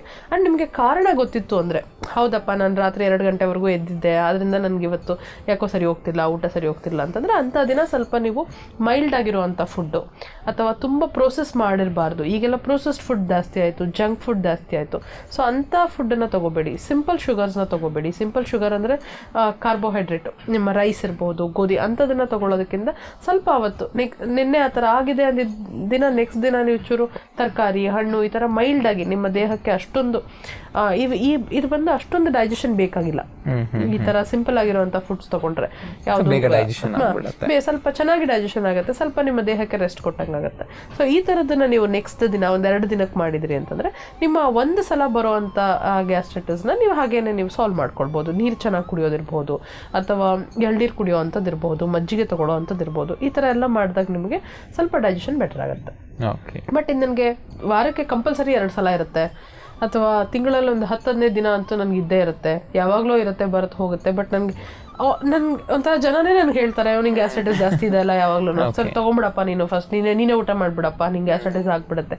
ಈ ತರ ನಿಮ್ಮನ್ನು ಯಾರೋ ಗುರುತಿಸ್ತಿದ್ದಾರೆ ಗ್ಯಾಸ್ಟ್ರೈಟಿಸ್ ಜೊತೆಗೆ. ಇಲ್ಲ ಅಂತಂದ್ರೆ ನಿಮಗೇನೆ ಅನ್ನಿಸ್ತಿದೆ 10-12 ಸಲ ನನಗೆ ತಿಂಗಳಿಗೆ ಬರುತ್ತೆ ಅಂತೆಲ್ಲ ಆದ್ರೆ ದೆನ್ ಖಂಡಿತ ನಿಮಗೆ ನೀವು ಅದಕ್ಕೆ ಟ್ರೀಟ್ಮೆಂಟ್ ತಗೊಳ್ಳೋದು ಬೆಟರ್. ಇಲ್ಲ ನಾನು ಪರವಾಗಿಲ್ಲ, ನನಗೆ ಅದರಿಂದ ಏನು ದೊಡ್ಡ ತೊಂದರೆ ಆಗ್ತಿಲ್ಲ, ಗ್ಯಾಸ್ಟ್ರೈಟಿಸ್ ಇದ್ರೆ ಏನು ಅಂತಂದ್ರೆ ಕ್ರಮೇಣ ಒಂದು 3 ವರ್ಷ 4 ವರ್ಷ ಅಥವಾ ಕೆಲವೊಬ್ಬರಿಗೆ 1 ವರ್ಷದಲ್ಲೂ ಆಗ್ಬೋದು, ಕೆಲವೊಬ್ಬರಿಗೆ 10 ವರ್ಷ ಆದ್ಮೇಲೂ ಆಗ್ಬೋದು, ಗ್ಯಾಸ್ಟ್ರಿಕ್ ಅಲ್ಸರ್ ಆಗಿ ಟರ್ನ್ ಆಗ್ಬೋದು. ಗ್ಯಾಸ್ಟ್ರಿಕ್ ಅಲ್ಸರ್ ಅದನ್ನು ಹಾಗೆ ಬಿಟ್ಬಿಟ್ರೆ ಏನಾಗ್ಬೋದು, ನೀವು ಅಷ್ಟು ನೋವಿಂದ ತಡ್ಕೊಂಡಿರಕ್ ಆಗಲ್ಲ ಒಂದು. ಎರಡನೇದು ಅದನ್ನು ಹಾಗೆ ನಾನು ಮೈಲ್ಡ್ ಆಗಿ ಸುಮ್ಮನೆ ಆ ಪೇನಿಗೆ ಅಂತ ಏನೋ ಒಂದು ಮೆಡಿಸಿನ್ ತಗೊಳ್ಳೋದು ಹಾಗೆ ಬಿಡೋದು ಅಂತ ಮಾಡಿದೆ ಅಂತಂದ್ರೆ ತುಂಬಾ ವರ್ಷ ಆದ್ರೆ ಕ್ಯಾನ್ಸರ್ ಟರ್ನ್ ಆಗುವಂತ ಚಾನ್ಸಸ್ ಇರುತ್ತೆ. ಗ್ಯಾಸ್ಟ್ರೈಟಿಸ್ ಇದ್ರೆ ಕ್ಯಾನ್ಸರ್ ಆಗ್ಬಿಡುತ್ತಾ? ಅಲ್ಲ. ಬಟ್ ಅದನ್ನ ನಾನು ಹಾಗೇನೆ ಬಿಟ್ಟೆ ಅಂತಂದ್ರೆ ನೆಕ್ಸ್ಟ್ ಲೆವೆಲ್ ಆ ತರ ತೊಂದರೆ ಚಾನ್ಸಸ್ ಇರುತ್ತೆ ಅಂತ. ಓಕೆ. ಸೊ ಡಾಕ್ಟರ್, ಹಾಗಿತ್ತಂದ್ರೆ ಇದನ್ನ ತಡೆಗಟ್ಟೋದ್ರ ಬಗ್ಗೆ ಹೇಗೆ? ಈಗ ನೀವು ಇವಾಗಲೇ ಈಗ ಆಹಾರ ಪದ್ಧತಿಲಿ ಹೇಳಿದ್ರೆ ಕೆಲವೊಂದು ಉದಾಹರಣೆಗಳನ್ನ ಕೊಟ್ಟು, ಸೊ ಇದನ್ನ ಜೊತೆ ಸೇರಿಸಿ ಅಂದ್ರೆ ಆಹಾರದ ಜೊತೆಗೇನೆ ಬೇರೆ ಯಾವೆಲ್ಲ ಒಂದು ಚಟುವಟಿಕೆಗಳಿಂದ ಆಗಲಿ ಅಥವಾ ನಾವು ಹೇಗೆ ಇದನ್ನ ಒಟ್ಟಾರೆ ತಡೆಗಟ್ಟಬಹುದು? ನಿಮ್ಮ ದೈಹಿಕ ಚಟುವಟಿಕೆ ಒಂದು ತುಂಬ ಹೆಲ್ಪ್ ಆಗುವಂಥದ್ದು. ನಿಮಗೆ ದೈಹಿಕ ಚಟುವಟಿಕೆ ಮಾಡ್ತಾ ಇದ್ರೇ ನಿಮಗೆ ನಿಮ್ಮ ಹಾರ್ಟ್ ಫಂಕ್ಷನಿಂಗ್ ಇರ್ಬೋದು, ಅಥವಾ ನಿಮ್ಮ ಡೈಜೆಷನ್ ಇರ್ಬೋದು, ನಿಮ್ಮ ಸರ್ಕ್ಯುಲೇಷನ್ ಪ್ರತಿಯೊಂದು ಚೆನ್ನಾಗಿ ಆಗುವಂಥದ್ದು.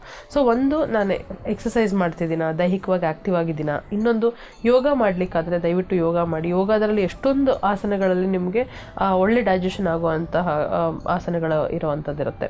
ಸೊ ಮತ್ತೆ ನಿಮ್ಮ ಯೋಗ ಇನ್ಸ್ಟ್ರಕ್ಟರ್ ಹತ್ರ ಹೋಗ್ಬಿಟ್ಟು ನನಗೆ ಈ ಥರ ಪ್ರಾಬ್ಲಮ್ ಇದೆ, ನನಗೆ ಇಂಥ ಆಸನ ಬೇಕು, ನನಗೆ ಗ್ಯಾಸ್ಟ್ರೈಟಿಸ್ ಇದೆ ಅಂತಂದ್ರೆ ಅವ್ರು ನಿಮ್ಗೆ ಆ ಪರ್ಟಿಕ್ಯುಲರ್ ಆಸನ ಸಹ ನಿಮ್ಗೆ ಹೇಳ್ಕೊಡ್ತಾರೆ. ಸೊ ಅವ್ರ ಗೈಡೆನ್ಸಲ್ಲಿ ನೀವು ಅದನ್ನು ತಿಳ್ಕೊಂಡು ಅದನ್ನು ಮಾಡ್ಬೋದು. ಇನ್ನೊಂದು ಅಟ್ಲೀಸ್ಟ್ ಒಂದು 10-15 ಮಿನಿಟ್ಸ್ ಬ್ರೀದಿಂಗ್ ಮೇಲೆ ನೀವು ಕಾನ್ಸಂಟ್ರೇಟ್ ಮಾಡಿದ್ರಿ ಹೆಂಗಂತ ಅಂತಂದ್ರು ನಿಮ್ಮ ಓವರ್ ಆಲ್ ಹೆಲ್ತಿಗೆ ಹೆಲ್ಪ್ ಮಾಡುತ್ತೆ. ಇದಕ್ಕೂ ಗ್ಯಾಸ್ಟ್ರೈಟಿಸ್ಗೂ ಡೈರೆಕ್ಟ್ ಆಗಿ ಸಂಬಂಧ ಅಂತ ಅಲ್ಲ, ಬಟ್ ನಿಮ್ಮ ಬ್ರೀದಿಂಗ್ ಮೇಲೆ ನೀವು ಕಾನ್ಸಂಟ್ರೇಟ್ ಮಾಡಿದ್ರೆ ನಿಮ್ಮ ಫಿಸಿಕಲ್ ಫಂಕ್ಷನಿಂಗ್ ಸ್ಮೂತ್ ಆಗಿ ಆಗುವಂಥದ್ದಾಗುತ್ತೆ. ಸೊ ಇದನ್ನ ಮಾಡೋದಲ್ಲದೆ ಟೈಮ್ ಟು ಟೈಮ್ ಊಟ ತುಂಬಾ ಇಂಪಾರ್ಟೆಂಟ್. ಅಂದ್ರೆ ನ್ಯಾಚುರಲ್ ಅಲಾರಾಮ್ ಇರಬೇಕು ಅಂತ. ಒಂದು 8-9 ನನ್ನ ಪ್ರತಿದಿನ ತಿಂಡಿ ತಿನ್ನುವಂತ ಸಮಯ ಅಂತಂದ್ರೆ ಆ ಒಂದು ಎಕ್ಸಾಕ್ಟ್ 8 ಅಂತ ಅಲ್ಲದಿದ್ರು 8:15, 8:15 ನಂಗೆ ಹೊಟ್ಟೆ ಹಸಿಬೇಕು. ಮಧ್ಯಾಹ್ನ ಆಗೇನು 12:30, 1 ಗಂಟೆಗೆ ನನ್ನ ಟೈಮ್ ಅಂತಂದ್ರೆ ಅರೌಂಡ್ ಆ ಟೈಮಲ್ಲಿ ನನ್ಗೆ ಕ್ಲಾಕ್ ಇಲ್ಲದಿದ್ರು, ಇಡೀ ಜಗತ್ನಲ್ಲಿ ನನ್ನ ಫೋನು ಇಲ್ಲ, ನನ್ನ ವಾಚು ಇಲ್ಲ, ಏನೂ ಇಲ್ಲದಿದ್ರು ಹೊಟ್ಟೆ ಹಸಿದೆಯಲ್ಲ 12:30 ಇರ್ಬೋದೇನೋ, ಹೊಟ್ಟೆ ಹಸಿದೆಯಲ್ಲ 1 ಗಂಟೆ ಇರ್ಬೋದೇನೋ ಅಂತ ಅನ್ನುವಂಥ ಒಂದು ನ್ಯಾಚುರಲ್ ಕ್ಲಾಕ್ ಕ್ರಿಯೇಟ್ ಮಾಡ್ಕೊಳ್ಳೋ ಅಂಥದ್ದು. ಮತ್ತು ಈಗ ನಾವು ಆಲ್ಮೋಸ್ಟ್ ರಾತ್ರಿ ನಿದ್ದೆ ಮಾಡೋದು ಬಿಟ್ಟರೆ ನಾವು ದೊಡ್ಡದಾಗೇನೋ, ಈಗ ಕೆಲವೊಬ್ರು ನೈಟ್ ಡ್ಯೂಟಿ ಮಾಡೋ ಅಂಥವ್ರಿಗಾದ್ರೆ ಬೇರೆ, ಇಲ್ಲ ನಾನು ಮಲ್ಕೊಳ್ತಿದ್ದೀನಿ ರಾತ್ರಿ ಒಂದು 9 ಗಂಟೆ 10 ಗಂಟೆ ಅಂತಾದರೆ ಅಟ್ಲೀಸ್ಟ್ ನಿಮ್ಮ ಊಟಕ್ಕೂ ನಿಮ್ಮ ನಿದ್ದೆಗೂ ಒಂದು 2 ಅವರ್ ಆದರೂ ಗ್ಯಾಪ್ ಟ್ರೈ ಮಾಡಿ. ಒಂದು 7:30, 8 ಗಂಟೆಗೆ ಊಟ ಮಾಡೋದು. ಕೆಲವೊಬ್ರು 9:00 10 ಗಂಟೆಗೆ ಮನೆಗೆ ಹೋಗಿರ್ತಾರೆ ಅಂದರೆ ನೀವು ಅಲ್ಲೇ ನಿಮ್ಮ ವರ್ಕ್ ಪ್ಲೇಸ್ಗೆ ನಿಮ್ಮ ಊಟ ಸಾಧ್ಯನಾ, ಏನಾದ್ರು ಕ್ಯಾರಿ ಮಾಡ್ಬೋದಾ, ಇಲ್ಲ ಅಲ್ಲೇನಾದರೂ ಫ್ರೂಟ್ಸು ಅಥವಾ ಇನ್ನೇನೋ ಒಂದು ಮೈಲ್ಡಾಗಾದರೂ ತೊಗೊಳ್ಬಹುದಾ, ಆ ಥರ ಏನಾದರೂ ಒಂದು ವ್ಯವಸ್ಥೆ ಮಾಡಿಕೊಂಡು ಹೇಗಾದರೂ ಒಂದು 2 ಅವರ್ ಗ್ಯಾಪ್ ಅಂತ ಏನಿದೆ, ನೀವು ಊಟಕ್ಕೂ ನಿದ್ದೆಗೂ 2 ಅವರ್ ಗ್ಯಾಪ್ ಏನಿದೆ ಅದನ್ನು ಟ್ರೈ ಮಾಡಿ ಮೇಂಟೈನ್ ಮಾಡೋದಕ್ಕೆ. ಮತ್ತು ಹೆವಿ ಮೀಲ್ಸ್ನ ರಾತ್ರಿ ಹೊತ್ತಲ್ಲಿ ತೊಗೋಬೇಡಿ. ರಾತ್ರಿ ಹೊತ್ತಲ್ಲಿ ಯೂಶಲ್ ಆಗಿ ನಮ್ದು ಏನಾಗಿರುತ್ತೆ, ಬೆಳಗ್ಗೆ ಆಫೀಸ್ಗೆ ಅರ್ಜೆಂಟಾಗಿ ಓಡೋಗಿರ್ತೀವಿ, ಮಧ್ಯಾಹ್ನ ಇನ್ನೆಲ್ಲೋ ಎಲ್ಲರ ಜೊತೆ ಹೊರಗಡೆ ಆಫೀಸಲ್ಲಿ ತಿಂದಿರ್ತೀವಿ ಅಂದಾಗ ರಾತ್ರಿನೇ ಎಲ್ಲರೂ ಸೇರೋ ಅಂಥದ್ದು. ಸೊ ಮನೇಲಿ ಅಪ್ಪ ಅಮ್ಮ ಮಕ್ಕಳು ಎಲ್ಲರೂ ರಾತ್ರಿ ಇರೋದ್ರಿಂದ ಸಂತೋಷವಾಗಿ ಆರಾಮಾಗಿರೋದ್ರಿಂದ ರಾತ್ರಿನೇ ಬಿಸಿಯಾಗಿ ಅಡುಗೆ ಆಗುವಂಥದ್ದು ಇರ್ಬೋದು. ಅಮ್ಮನೂ ಕೆಲಸ ಮುಗಿಸ್ಕೊಂಡು ರಾತ್ರಿ ಒಂದು 6:30-7 ಗಂಟೆಗೆ ಚೆನ್ನಾಗಿ ಅಡುಗೆ ಮಾಡಿ ರಾತ್ರಿನೇ ಫ್ರೆಶ್ ಆಗಿ ಎಲ್ಲರೂ ಆರಾಮಾಗಿ ಕೂತ್ಕೊಂಡು ಹೆವಿ ಮೀಲ್ಸ್ ತೊಗೊಳ್ಳೋ ಅಂಥದ್ದು ಅಭ್ಯಾಸ ಆದರೂ ಸಹ ನಿಮ್ಗೆ ತೊಂದರೆ ಆಗ್ಬೋದು. ಸೊ ಕೂತ್ಕೊಂಡು ಸಂತೋಷವಾಗಿ ತಿನ್ನೋದು ತಪ್ಪಿಲ್ಲ, ಬಟ್ ಸ್ವಲ್ಪ ಕಡಿಮೆ ಮಾಡಿಕೊಂಡು ಒಂದು 2 hours ಗ್ಯಾಪ್ ಆದರೂ ಕೊಟ್ರಿ ಅಂದರೆ ನಿಮಗೆ ಗ್ಯಾಸ್ಟ್ರೈಟಿಸ್ ಕಡಿಮೆ ಆಗ್ಬೋದು. ಸೊ ಇದೆಲ್ಲ ಮಾಡಿ ಪ್ಲಸ್ ನಿಮ್ಮ ನೀರಿನ ಅಂಶ, ದಿನಕ್ಕೆ ಎಷ್ಟು ನೀರು ಕುಡಿಬೇಕೋ ಅಷ್ಟನ್ನು ಕರೆಕ್ಟಾಗಿ ನೀವು ನೀರು ತೊಗೊಂಡ್ರು ನಿಮ್ಮ ಸ್ಟ್ರೆಸ್ ಲೆವೆಲ್ಸ್ಗೆ ಏನಾದರೂ, ನಾನು ಆಲ್ರೆಡಿ ಹೇಳ್ದಂಗೆ ಬ್ರೀದಿಂಗ್ ಇರ್ಬೋದು, ಮೆಡಿಟೇಷನ್ ಇರ್ಬೋದು, ಇಲ್ಲಾಂದರೆ ನಿಮ್ಮ ಸ್ಟ್ರೆಸ್ ಏನಕ್ಕೆ ಆಗುತ್ತೆ ಅಂತ ನೀವು ಕಂಡಿಡ್ಕೊಂಡು ಅದಕ್ಕೆ ತಕ್ಕಂತೆ ವರ್ಕ್ ಮಾಡೋ ಅಂಥದ್ದು ಇರ್ಬೋದು. ಇದನ್ನೆಲ್ಲ ನೀವು ಮಾಡಿದ್ರು ಸಹ ನಿಮ್ಮ ಗ್ಯಾಸ್ಟ್ರೈಟಿಸ್ನ ನೀವು ತಡೆಗಟ್ಟಬಹುದು. ಓಕೆ. ಸೊ ಡಾಕ್ಟರ್, ಇವಾಗ ಗ್ಯಾಸ್ಟ್ರೈಟಿಸ್ ಅಂತ ಬಂದಾಗ ನಾವು ಯಾವ ಸಮಯದಲ್ಲಿ ವೈದ್ಯರನ್ನ ಕಾಣಬೇಕು? ಈಗ ಫಾರ್ ಎಕ್ಸಾಂಪಲ್ ನಮಗೆ ನೀವು ಹೇಳ್ದಂಗೆ ತಿಂಗಳಲ್ಲಿ 1-2 ಸಾರಿ ಬಂದಿದೆ ಅಂತಂದ್ರೆ ಬಹುಶಃ ಅವಾಗ ಅವ್ರನ್ನ ಭೇಟಿ ಮಾಡೋ ಅವಶ್ಯಕತೆ ಇಲ್ಲ. ಸೊ ಅದು ಸರಿ ಹೋಗುತ್ತೆ, ಅದು ನಾರ್ಮಲ್ ಅಂತ ನೀವು ಹೇಳಿದ್ರಿ. ಒಂದ್ ವೇಳೆ ಜಾಸ್ತಿ ಆಗ್ತದೆ ಅಥವಾ ಈ ತರ ನನಗೆ ಜಾಸ್ತಿ ಆಗುವಂತ ಒಂದು ಸಿಂಪ್ಟಮ್ಸ್ ಕಾಣ್ತಿದೆ ಅಂತಂದಾಗ ಅಂದ್ರೆ ಯಾವಾಗ ನಾವು ವೈದ್ಯರನ್ನ ಕಾಣಬೇಕು? ಸರಿಯಾದ ಸಮಯ ಏನು? ಈಗ ನೀವು ಹೇಳಿದಂಗೆ ತಿಂಗಳಲ್ಲಿ 2 ಸಲ ಬಂದಿದೆ ಅಂತಂದ್ರೆ ಆ 2 ಸಲ ಆದ್ಮೇಲೆ ನೀವು ಅದಕ್ಕೇನೋ ಪರಿಹಾರ ಮಾಡಿರ್ತಿರಲ್ಲ, ಪರಿಹಾರ ಮಾಡದೆ ಹೋಗಕ್ ಸಾಧ್ಯ ಇಲ್ಲ. ಕೆಲವು ತುಂಬಾ ರೇರ್ ಅದು. ಪರಿಹಾರ ಏನು ಮಾಡದೆ ಸುಮ್ನೆ ಹಾಗೆ ಇದ್ದೆ ಹೊರಟೋಯ್ತು ಅಂದ್ರೆ ರೇರ್. ಮೇ ಬಿ ನೀವು ಕಾನ್ಶಿಯಸ್ ಆಗಿ ಮಾಡಿರಲ್ಲ, ಸಬ್ ಕಾನ್ಶಿಯಸ್ ಆಗಿ ಏನ್ ಮಾಡಿರ್ಬೋದು, ಊಟ ಕಡಿಮೆ ಮಾಡಿರ್ಬೋದು, ಇಲ್ಲಾಂದ್ರೆ ಬೇರೆ ಲೈಟ್ ಫುಡ್ ತಗೊಂಡಿರ್ಬೋದು, ಅದರಿಂದ ಸ್ವಲ್ಪ ಅದು ಸಮಾಧಾನವಾಗಿ ಕಡಿಮೆ ಆಗಿರಬಹುದು. ಅದಲ್ಲದೆ ಇದ್ದಾಗ ನೀವೇನು ಪರಿಹಾರ ಅಂತ ಮಾಡಿರ್ತೀರೋ ಅದಾದ್ಮೇಲೆ ನೀವು ಕಂಪ್ಲೀಟ್ ನಾರ್ಮಲ್ ಆಗಿರ್ಬೇಕು. ಅಂದ್ರೆ ನಿಮ್ಮ ಈ ಸೈಕಲ್ ಏನಿದೆ ಅದು ಎಸ್ಟಾಬ್ಲಿಷ್ ಮತ್ತೆ ಆಗಿರ್ಬೇಕು, ಆವಾಗ ನೀವು ನಾರ್ಮಲ್ ಆಗಿದ್ದೀರಾ ಅಂತ ಅರ್ಥ. ಬಟ್ ಅದಾದ್ಮೇಲೂ ಸಹ ಇನ್ನೊಂದು ವಾರ 10 ದಿನದಲ್ಲಿ ಕಾರಣ ಇಲ್ಲದೆ ಮತ್ತೆ ಅದೇ ತರ ಆಯ್ತು ಅಂದ್ರೆ, ಅಥವಾ ಲಾಸ್ಟ್ ಟೈಮ್ ಆ ತರ ಮಾಡಿದೆ, ಒಂದು ಹಾಫ್ ಅನ್ ಅವರ್ ನನಗೆ ಪೇನ್ ಇತ್ತು, ಅದಾದ್ಮೇಲೆ ಸರಿ ಹೋಯ್ತು, ಬಟ್ ಈ ಸಲ 1 ಅವರ್ ಪೇನ್ ಇದೆ ಅಂತ ಆದ್ರೆ, ಅಂದ್ರೆ ನಿಮ್ಮ ಚಿಹ್ನೆಗಳು ಜಾಸ್ತಿ ಆದಾಗ, ಅಥವಾ ಕಾರಣವೇ ಇಲ್ಲದೆ ಮತ್ತೆ ನಿಮ್ಗೆ ಆ ತರ ಬಂದಾಗ, ಅಥವಾ ಹೆಚ್ಚಾದಾಗ, 2 ಸಲ ಬರುತ್ತೆ ಅನ್ನೋದಕ್ಕೆ ಬಂತು, ಈ ತಿಂಗಳು 3 ಸಲ 4 ಸಲ ಬಂತು, ಹೋದ್ ಸಲಕ್ಕಿಂತ ಈ ಸಲ ಜಾಸ್ತಿ ಆಗಿದೆ ಅಂತ ಆದ್ರೆ, ಈ ತರದ್ ಯಾವುದೇ ಹೆಚ್ಚಾಗ್ತಿದೆ ಅಂತ ಯಾವುದೇ ರೀತಿಯ ಚಿಹ್ನೆಗಳು ಬಂದಾಗ್ಲೂ, ಅಥವಾ ಪೇನ್ ಹಾಫ್ ಅನ್ ಅವರ್ ಇದೆ, ಪೇನ್ ತುಂಬಾ ಜಾಸ್ತಿ ಇದೆ ನನಗೆ, ತುಂಬಾ ನಂಗೆ ಪೇನ್ ಆಗ್ತಿದೆ, ಅಥವಾ ಕೆಲವೊಬ್ಬರಂತೂ ಉಸಿರುಗಟ್ಟು ಬಿಟ್ಟಿದೆ, ನನಗೆ ಉಸಿರಾಡಕ್ಕೆ ಆಗ್ತಿಲ್ಲ ಅನ್ನೋ ರೇಂಜ್ಗೂ ಬರ್ತಾರೆ. ಕೆಲವೊಂದ್ಸಲ ಬೆನ್ನಿಗೆ ಸಹ ನೋವು, ತುಂಬಾ ನೋವಾಗಿ ಏನಾಗುತ್ತೆ, ಹೊಟ್ಟೆ ನೋವಾಗಿ ಬೆನ್ನಿಗೆ ಸಹ ನೋವು ಟ್ರಾನ್ಸ್ಫರ್ ಆಗಿರುತ್ತೆ. ಸೊ ಆ ಮಟ್ಟಕ್ಕೆ ನನ್ಗೇನೋ ಆಗೋಗ್ಬಿಟ್ಟಿದೆ. ಇನ್ನೂ ಕೆಲವರು ಹಾರ್ಟ್ ಅಟ್ಯಾಕ್ ಆಗೋಗಿದೆ ಅಂತಾನೆ, ಗ್ಯಾಸ್ಟ್ರೈಟಿಸ್ ಆಗಿದ್ರೆ ಹಾರ್ಟ್ ಅಟ್ಯಾಕ್ ಆಗಿರೋ ಅಷ್ಟು ಪೇನ್ ಬಂದಿರುತ್ತೆ, ಅವ್ರಿಗೆ ಭಯನೂ ಶುರು ಆಗೋಗ್ಬಿಟ್ಟಿರುತ್ತೆ. ಯಾಕಂದ್ರೆ ಇದು ಸಹ ಎದೆಯಲ್ಲಿ ನೋವಾಗೋದ್ರಿಂದ, ಎದೆ ಉರಿತಿರೋದ್ರಿಂದ ಹಾರ್ಟ್ ಅಟ್ಯಾಕ್ ಆಗಿರಬಹುದೇನೋ ಅಂತ ಭಯನೂ ಶುರು ಆಗಿರುತ್ತೆ. ಆ ಮಟ್ಟಕ್ಕೆ ಪೇನ್ ಬರುವಂತ ಸಾಧ್ಯತೆಗಳೆಲ್ಲ ಇರೋದ್ರಿಂದ ಕಡಿಮೆ ಇದ್ದಾಗಲೇ ನೀವು ಅದಕ್ಕೆ ಡಾಕ್ಟರ್ ಹತ್ರ ಹೋಗಿ ಚಿಕಿತ್ಸೆಯನ್ನು ಪಡ್ಕೊಳ್ಬಹುದು. ಓಕೆ.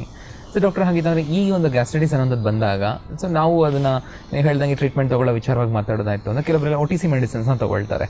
ಸೊ ಡೈರೆಕ್ಟಾಗಿ ಹೋಗ್ಬಿಟ್ಟು ಶಾಪಲ್ಲಿ ಏನು ತೋರಿಸ್ತಾ ಇರೋದು, ನಂಗೆ ಹಿಂಗಾಗಿದೆ, ನಿನ್ನೆ ಹಿಂಗೆ ಇಷ್ಟರಿ ಊಟ ಮಾಡಿದ್ದೆ, ನನಗೆ ನಿದ್ದೆ ಆಗಿರಲಿಲ್ಲ, ಸೊ ಅದಕ್ಕೆ ಬಂದಿದೆ ಗ್ಯಾಸ್ಟ್ರೈಟಿಸ್ ಅಂತ ಇವರೇ ರೀಸನ್ನು ಇವರೇ ಎಲ್ಲ ಹೇಳ್ಬಿಟ್ಟು ಕಾರಣ ಹೇಳಿದ್ರೇನಾದ್ರೂ ಪರವಾಗಿಲ್ಲ, ಕಾರಣ ಎಲ್ಲ ಗ್ಯಾಸ್ಟ್ರಿಕ್ ಆಗಿದೆ ಕೊಡಿ ಮಾತ್ರ ಅಂತ ಕೆಲವರು ಹಾಗೆ ಕೇಳ್ತಿರ್ತಾರೆ, ಗ್ಯಾಸ್ಟ್ರಿಕ್ ಆಗಿದೆ ಕೊಟ್ಬಿಡಿ ಅಂತಲೂ ಕೇಳ್ತಿರ್ತಾರೆ.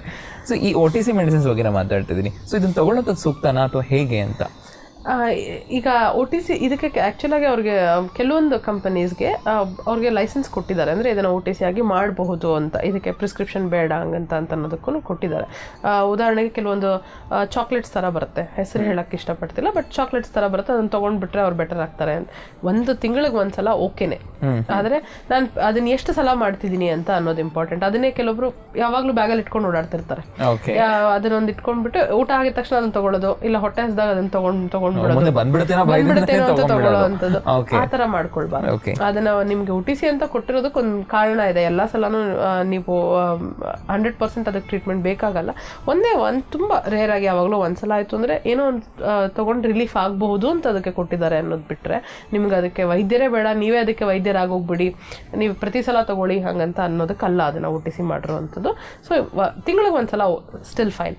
ಬಟ್ ಆದ್ರೆ ಮತ್ತೆ ತಗೊಳ್ತಿದ್ದೀನ, ಬ್ಯಾಗಲ್ಲಿ ಇಟ್ಕೊಂಡಿದ್ದೀನ, 4 ಜನಕ್ಕೆ ಕೊಡ್ತಿದ್ದೀರಾ ನಾನು ಅದನ್ನ, ಇದನ್ನೆಲ್ಲ ದಯವಿಟ್ಟು ಯೋಚನೆ ಮಾಡ್ಕೊಳ್ಳಿ. ಹಾಗೆ ಮಾಡೋ ಅಂಥದ್ದು ನಿಮಗೂ ಒಳ್ಳೇದಲ್ಲ, ಮತ್ತೆ ಅದು ಕ್ರಮೇಣ ಅದಾಗುವಂತ ಪರಿಣಾಮಗಳು ನಿಮ್ಗೆ ಗೊತ್ತೇ ಆಗೋದಿಲ್ಲ. ನೀವು ಪ್ರತಿ ಸಲ ಚಿಹ್ನೆಯನ್ನ ಮಾಸ್ಕ್ ಮಾಡ್ತಿದ್ದೀರಾ, ಅದಿನ್ನೂ ಜಾಸ್ತಿ ಒಳಗಡೆ ಏನಾಗ್ತಿದೆ ಅಂತ ನಿಮ್ಗೆ ಗೊತ್ತೇ ಇರಲ್ಲ. ಅದು ಒಳಗಡೆ ಇನ್ನೂ ಜಾಸ್ತಿ ನೋವು ಕೊಡ್ತಿತ್ತು ಅಂತಂದ್ರು ನೀವು ಇದನ್ನ ತಗೊಂಡ್ ಬಿಡೋದ್ರಿಂದ ಏನಾಗುತ್ತೆ, ನಿಮ್ಗೆ ಅದು ಕಡಿಮೆ ಆ ಸಮಯಕ್ಕಾದಂಗ ಆಗುತ್ತೆ, ಪ್ರಾಬ್ಲಮ್ ಸಾಲ್ವ್ ಆಗಿರಲ್ಲ ಒಳಗಡೆ. ನಿಜ. ಸೊ ಬಹುಶಃ ನೀವು ಅಂದಂಗೆ ಅನ್ಸುತ್ತೆ, ಕೆಲವೊಬ್ಬರೆಲ್ಲ ಮೆಡಿಸಿನ್ಸ್ ತಗೊಳ್ಳೋದಿರ್ಬೋದು, ನೀವು ಹೇಳ್ದಂಗೆ ಒಂದು ಚಾಕ್ಲೇಟ್ ರೀತಿ ತಗೊಳ್ಳೋದಿರ್ಬೋದು, ಅಥವಾ ಕೆಲವೊಂದು ಪೌಡರ್ ತಗೊಳ್ಳೋದಿರ್ಬೋದು, ಕೆಲವೊಬ್ರು ಬೇರೆಯವ್ರಿಗೆ ಅಡ್ವೈಸ್ ಕೂಡ ಮಾಡ್ತಿರ್ತಾರೆ, ಇದು ಬಂದ್ರೆ ನೀನು ತಗೊಂಡ್ಬಿಡೋಣ ಅಂತಂದು ಹೇಳ್ತಿರ್ತಾರೆ. ಸೊ ಬಹುಶಃ ಅದು ಯಾವ್ದು ಅಷ್ಟು ಸೂಕ್ತ ಅಲ್ಲ ಅಂತ ಅನ್ಸುತ್ತೆ. ಹಾಗಿದ್ರೆ ಡಾಕ್ಟರ್, ನಾವು ಒಂದು ತಗೊಂಡ್ಬಿಟ್ಟಿರ್ತೀವಿ, ಕೆಲವೊಬ್ರು ಗೊತ್ತಿರೋಲ್ಲ, ತಗೊಂಡ್ಬಿಟ್ಟಿರ್ತಾರೆ, ಈಗ OTC ಮೆಡಿಸಿನ್ ತಗೊಂಡ್ಬಿಟ್ಟಿರ್ತಾರೆ, ತಗೊಂಡ್ಮೇಲೆ ಆದ್ರೂ ಸಹ ಕಡಿಮೆ ಆಗಿರಲ್ಲ, ಅಥವಾ ಇಲ್ಲ ಇದನ್ನ ಇನ್ನೊಂದ್ಸರಿ ತಗೊಳ್ಬೇಕನ್ನೋದಕ್ಕೂ ರೆಡಿ ಆಗಿರ್ತಾರೆ ಅವರು. ಇಂಥ ಒಂದು ಪರಿಸ್ಥಿತಿಲಿ ಇದ್ದಾಗ ಅವರು ಡಾಕ್ಟರ್ನ ಕಾಣ್ಬೇಕಾಗತ್ತೆ. ಅಲ್ವಾ? ಸೊ ಇವ್ರು ಡಾಕ್ಟರ್ನ ಕಾಣ್ಬೇಕಾದಾಗ ಹೇಗಿರ್ಬೇಕಾಗಿದೆ ಅಂದ್ರೆ ಇವ್ರು ತಗೊಂಡಿರೋದ್ರ ಬಗ್ಗೆ ಹೇಳುವಂತ ಮಾಹಿತಿ ಆಗಿರ್ಬೋದು, ದಯವಿಟ್ಟು ತಿಳಿಸಿ. ಓಕೆ, ಯಾಕಂದ್ರೆ ನೀವು ಅದು ಹೇಳ್ದಿದ್ರೆ ಕೆಲವೊಬ್ರು ಡಾಕ್ಟರ್ ಕೊಡೋದಕ್ಕಿಂತ ಹೈಯರ್ ಮೆಡಿಸಿನ್ಸ್ ಕೊಟ್ಟಿರ್ತಾರೆ ಫಾರ್ಮಸಿಯಲ್ಲಿ. ಸೊ ನೀವು ಅದನ್ನ ಹೋಗಿ ಅವ್ರಿಗೆ ಇಂಥ ಮೆಡಿಸಿನ್ಸ್ ನಾವು ತಗೊಂಡಿದೀವಿ ಅಂತ. ಕೆಲವೊಂದ್ಸಲ ಎಲ್ಲ ಸಲಾನು ಫಾರ್ಮಸಿ ಅವರು ತಿಳ್ಕೊಂಡೇ ಕೊಟ್ಟಿರ್ತಾರ ಇಲ್ವಾ ನಮಗ್ ಗೊತ್ತಿಲ್ಲ. ಸೊ ಇವ್ರು ಇನ್ನೇನ್ ಹೇಳಿರ್ತಾರೆ ಅಂತ ಹೊಟ್ಟೆ ನೋವು ಅಂತ ಹೇಳಿರ್ಬಹುದು, ಅವ್ರೊಂದು ಫುಡ್ ಪಾಯ್ಸನಿಂಗ್ ಮೆಡಿಸಿನ್ ಕೊಟ್ಟಿರಬಹುದು. ಅಂದ್ರೆ ಫುಡ್ ಪಾಯ್ಸನಿಂಗ್ ಆದಾಗ ಅವ್ರಿಗೆ ಏನ್ ಮೆಡಿಸಿನ್ ಕೊಡಬೇಕು ಅಂತ ಮೆಡಿಸಿನ್ ಕೊಟ್ಟಿರ್ತಾರ. ಇಲ್ಲ ಗ್ಯಾಸ್ಟ್ರಿಕ್ ಅನ್ನೋದನ್ನ ಇವ್ರು ಹೋಗಿ ಎಲ್ಲಾ ಚಿಹ್ನೆಗಳನ್ನು ಅವ್ರ ಹತ್ರ ವಿವರಿಸಿ ಹೇಳಿರ್ತಾರ. ಯಾಕಂದ್ರೆ ಈ ಗ್ಯಾಸ್ಟ್ರಿಕ್ ಏನ್ ಸಿಂಪ್ಟಮ್ಸ್ ನಾವು ಹೇಳ್ತೀವಿ ಈ ಚಿಹ್ನೆಗಳೆಲ್ಲ, ಇದು ಬಂದು ಲಿವರ್ ತೊಂದರೆ ಆದ್ರೂ ಇದೇ ತರ ಚಿಹ್ನೆಗಳಿರ್ಬಹುದು, ಪ್ಯಾಂಕ್ರಿಯಾಸ್ ತೊಂದರೆ ಇದ್ರೂ ಇದೇ ತರ ಚಿಹ್ನೆಗಳಿರ್ಬಹುದು, ಡಿಯೋಡಿನಲ್ ಅಲ್ಸರ್ ಇದ್ರೂ ಇದೇ ತರ ಚಿಹ್ನೆಗಳಿರ್ಬಹುದು. ಸೊ ಇದು ಈ ಚಿಹ್ನೆಗಳು ಗಾಲ್ ಬ್ಲಾಡರ್ ಅಂತ ಒಂದಿದೆ, ಅದರದ್ದು ತೊಂದರೆ ಆದ್ರೂ ಇದೇ ತರ ಚಿಹ್ನೆಗಳಿರ್ಬಹುದು. ಸೊ ಈ ಚಿಹ್ನೆಗಳು ಹಂಗಂತ ಅನ್ನೋದು ಹಲವಾರು ನಮ್ಮ ಆರ್ಗನ್ಸ್ಗೆ ಸಂಬಂಧಪಡುವಂತ ವಿಚಾರ.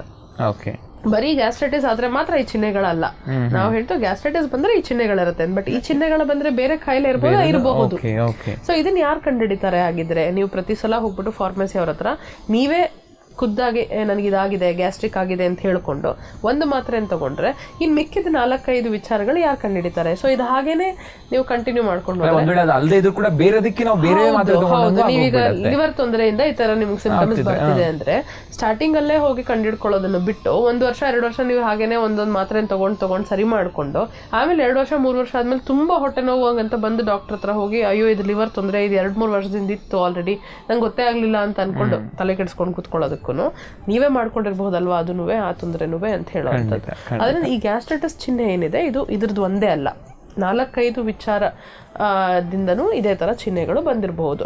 ಆದ್ರಿಂದ ನಿಮ್ಮ ಡಾಕ್ಟರ್ ಹತ್ರ ನೀವು ಹೋದ್ರಿ ಅಂತಂದ್ರೆ ದಯವಿಟ್ಟು ನೀವು ತಗೊಂಡಿರುವಂತ ಮೆಡಿಸಿನ್ಸ್ನು ಹೇಳಿ, ಮತ್ತೆ ನೀವು ಅಲ್ಲಿ ಹೋಗಿ ಏನಂತ ಹೇಳಿದ್ರಿ ಅನ್ನೋದನ್ನು ಹೇಳಿ. ನನಗೆ ಗ್ಯಾಸ್ಟ್ರಿಕ್ ಆಗಿತ್ತು ಅಂತ ಹೇಳಿದ್ರಾ, ಇಲ್ಲ ನನಗೆ ಹೊಟ್ಟೆ ನೋವು, ಅಥವಾ ಕೆಲವೊಂದ್ಸಲ ಮೆಡಿಸಿನ್ ಇಟ್ಕೊಂಡ್ರಲ್ಲ, ಇಲ್ಲ ಮೆಡಿಸಿನ್ ಇಟ್ಕೊಂಡಿದ್ರು ಬರೀ ಒಂದು ಮೆಡಿಸಿನ್ ಮಾತ್ರ ಇಟ್ಕೊಂಡಿರ್ತಾರೆ, ಬಟ್ ಅದರ ಹೆಸರೆಲ್ಲ ಬರುವಂತ ಚೀಟಿ ಕೊಟ್ಟಿರಲ್ಲ. ಸೊ ಈ ತರ ಎಲ್ಲ ಇತ್ತು ಅಂದ್ರೆ ಡಾಕ್ಟರ್ ಹತ್ರ ಹೋಗ್ಬಿಟ್ಟು ನಾನು ಫಾರ್ಮಸಿ ಅವ್ರ ಹತ್ರ ಏನಂತ ಹೇಳಿದ್ದೆ, ಹೊಟ್ಟೆ ನೋವು ಅಂತ ಹೇಳಿದ್ನಾ, ಇಲ್ಲ ಗ್ಯಾಸ್ಟ್ರಿಕ್ ಅಂತ ಹೇಳಿದ್ನಾ, ಇಲ್ಲ ಹೊಟ್ಟೆ ಊದ್ಕೊಂಡಿದೆ ಅಂತ ಹೇಳಿದ್ನಾ, ಈ ತರ ನಿಮ್ಮ ಕಾರಣಗಳನ್ನು ಹೇಳಿ ಆ ಫಾರ್ಮಸಿ ಅವರು ಆಮೇಲೆ ಮೆಡಿಸಿನ್ ಕೊಟ್ರು ಅಂತಾನು ಹೇಳಿ. ಇದನ್ನೆಲ್ಲ ನೀವು ಹೇಳಿದ್ಮೇಲೆ ಡಾಕ್ಟರ್ ಡಿಸೈಡ್ ಮಾಡ್ತಾರೆ ನಿಮಗೆ ಟ್ರೀಟ್ಮೆಂಟ್ ಯಾವ ತರ ಬೇಕು, ನಿಮಗೆ ಮೆಡಿಸಿನ್ಸ್ ಕೊಡ್ಬೇಕಾ, ಎಷ್ಟು ದಿನಕ್ಕೆ ಕೊಡ್ಬೇಕು, ಒಂದು ಕೋರ್ಸ್ ಅದು ಕೆಲವೊಂದು 21 ದಿನದ ಕೋರ್ಸ್ ಇರುತ್ತೆ, ಕೆಲವೊಬ್ರು 1 ವಾರಕ್ಕೆ ಹೇಳಿರ್ತಾರೆ, ಕೆಲವೊಬ್ರು 21 ದಿನ ಆದ್ಮೇಲೆ ಮತ್ತೆ ಕೆಲವೊಂದು ಟೆಸ್ಟ್ ಮಾಡಿಸ್ಬೇಕು ಅಂತ ಹೇಳಿರ್ತಾರೆ, ಇಲ್ಲ ಆವತ್ತೇನೆ ತುಂಬಾ ಜಾಸ್ತಿ ಇತ್ತು ಅಂತಂದ್ರೆ ಆವತ್ತೇ ಕೆಲವೊಂದು ಬ್ಲಡ್ ಟೆಸ್ಟ್ ಬೇಕಾಗಬಹುದು, ಸ್ಕ್ಯಾನಿಂಗ್ ಬೇಕಾಗಬಹುದು, ಎಂಡೋಸ್ಕೋಪಿ ಬೇಕಾಗಬಹುದು. ಇಷ್ಟನ್ನೆಲ್ಲ ಮಾಡಿದ್ಮೇಲೆ ನಮಗೆ ನಿಮ್ಮ ಗ್ಯಾಸ್ಟ್ರೈಟಿಸ್ ಅನ್ನುವಂಥದ್ದು ಎಷ್ಟಿದೆ, ಅಥವಾ ಗ್ಯಾಸ್ಟ್ರಿಕ್ ಅಲ್ಸರ್ ಆಗಿದೆಯಾ, ಬೇರೆನೇನಾದರೂ ತೊಂದರೆ ಆಗಿದೆಯಾ ನಿಮ್ಮಲ್ಲಿ ಹಂಗಂತ ಹೇಳೋದಕ್ಕೆ ಡಾಕ್ಟರಿಗೂ ಒಂದು ಸಂಪೂರ್ಣವಾದಂಥ ಮಾಹಿತಿ ಸಿಗುತ್ತೆ. ಅದಾದ್ಮೇಲೆ ನಿಮ್ಮನ್ನು ಸಂಪೂರ್ಣವಾಗಿ ಅವರು ಚಿಕಿತ್ಸೆ ಕೊಡಲಿಕ್ಕೆ ಸೂಕ್ತ ಆಗುತ್ತೆ. ಖಂಡಿತ ಡಾಕ್ಟರ್. ಸೊ ಬಹುಶಃ ಈಗ ಗ್ಯಾಸ್ಟ್ರಿಕ್ ಅಥವಾ ಗ್ಯಾಸ್ಟ್ರೈಟಿಸ್ ಅಂತಂದ್ರೆ ಏನು, ಅದು ಹೇಗೆ ಬರುತ್ತೆ, ಬಂದ್ರೆ ಏನು ಮಾಡಬೇಕು ಅನ್ನೋಂಥ ಎಲ್ಲ ವಿಚಾರನೂ ಕೂಡ ಡಾಕ್ಟರ್ ಹಂಚ್ಕೊಂಡಿದ್ದಾರೆ ಇವತ್ತಿನ ಕಾರ್ಯಕ್ರಮದಲ್ಲಿ. ತುಂಬ ಸಂತೋಷ, ಅಷ್ಟು ವಿಚಾರಗಳನ್ನ ತಿಳಿಸಿದ್ರೆ. ಬಹುಶಃ ಇದನ್ನೆಲ್ಲ ನೋಡ್ತಾ ಇದ್ರೆ ನಾವು ಬರೋದಕ್ಕೂ ಮುಂಚೆ ಏನ್ ಮಾಡಬಹುದು, ಅದು ಬರದೇ ಇರೋ ರೀತಿ ನಾವು ತಡೆಗಟ್ಬಿಟ್ರೆ ಬಹುಶಃ ಇದರಲ್ಲಿ ಇನ್ನೊಂದಷ್ಟು ಕಾಂಪ್ಲಿಕೇಶನ್ಸ್ ನೀವು ಹಾಗೇನೆ ಬಿಟ್ಬಿಟ್ರಿ ಅಂತಂದ್ರೆ ಇದರಿಂದ ಅನಿಮಿಯಾ ಅಂತ, ಪರ್ನಿಷಿಯಸ್ ಅನಿಮಿಯಾ ಅಂತ ಹೇಳ್ತೀವಿ. ಯಾಕಂದ್ರೆ ನಿಮ್ಗೆ ಗ್ಯಾಸ್ಟ್ರಿಕ್ ಪದರದಿಂದನೇ ವಿಟಮಿನ್ B12 ಅಬ್ಸಾರ್ಬ್ ಆಗೋದು. ಸೊ ವಿಟಮಿನ್ B12 ಇಲ್ಲದೆ ಸಹ ನಿಮ್ಗೆ ನ್ಯೂರೋಪತಿ ಅಂದ್ರೆ ನರಗಳ ಜೋಮ್ ಹಿಡಿಯುವಂಥದ್ದು, ಈ ತರದೆಲ್ಲ ತೊಂದರೆನೂ ಆಗ್ಬೋದು ಗ್ಯಾಸ್ಟ್ರೈಟಿಸ್ ಇಂದ. ಸೊ ಇದೆಲ್ಲಾನು ನಾವು ಅರ್ಥ ಮಾಡ್ಕೋಬೇಕು. ಹಾಗೆ ಬಿಡೋದ್ರಿಂದ ನಮ್ಗೆ ಅದಕ್ಕೂ ಇದಕ್ಕೂ ಸಂಬಂಧ ಇದೆ ಅಂತ ಗೊತ್ತಾಗಲ್ಲ. ಗ್ಯಾಸ್ಟ್ರೈಟಿಸ್ಗೂ ನರಗಳು ಜೋಮ್ ಹಿಡಿಯೋದಕ್ಕೂ ಸಂಬಂಧ ಇದೆ ಅಂತ ನಮ್ಗೆ ಅನ್ಸಲ್ಲ, ಬಟ್ ಅದಕ್ಕೂ ಇದಕ್ಕೂ ಅನಿಮಿಯಾ ಅಂತ ಒಂದು ಕನೆಕ್ಟೆಡ್ ಇರುತ್ತೆ. ಸೊ ಅದು ಸಹ ನಿಮಗೆ ತೊಂದರೆ ಆಗ್ಬಹುದು, ಇಲ್ಲ ಹೆಮರೇಜ್ ಆಗ್ಬೋದು. ಗ್ಯಾಸ್ಟ್ರೈಟಿಸ್ ಜಾಸ್ತಿ ಆದ್ರೆ ಒಳಗಡೆ ಬ್ಲೀಡಿಂಗ್ ಶುರು ಆಗ್ಬೋದು, ಇಂಟರ್ನಲ್ ಬ್ಲೀಡಿಂಗ್ ಅಂತ ಏನ್ ಹೇಳ್ತೀವಿ, ಅದರಿಂದ ಸಹ ನಿಮ್ಗೆ ಅನಿಮಿಯಾ ಆಗುವಂಥದ್ದು ತೊಂದರೆಗಳೆಲ್ಲ ಇರಬಹುದು. ಸೊ ಇದನ್ನ ನೀವು ಹಾಗೆ ಅಂತೂ ಬಿಡುವಂಥದ್ದು ಸೂಕ್ತ ಅಲ್ಲ. ನಿಮಗೆ ಯಾವಾಗ ತೊಂದರೆ ಆಗಿರುತ್ತೋ ದಯವಿಟ್ಟು ನಿಮ್ಮ ವೈದ್ಯರನ್ನ ಕಾಣಿ ಅಂತ. ಓಕೆ ಡಾಕ್ಟರ್, ತುಂಬ ಸಂತೋಷ, ಅಷ್ಟು ವಿಚಾರಗಳನ್ನ ತಿಳಿಸಿದರೆ ಬಹುಶಃ ನಮ್ಮೆಲ್ಲ ವೀಕ್ಷಕರಿಗೆ ಇದು ಉಪಯುಕ್ತ ಆಗುತ್ತೆ ಅಂತ ನಾನು ಭಾವಿಸ್ತೇನೆ. ತುಂಬ ಸಂತೋಷದ ಭಾಗವಹಿಸಿದ್ದು ಶರಣಾರ್ಥಿ ತಮಗೆ. ಧನ್ಯವಾದಗಳು.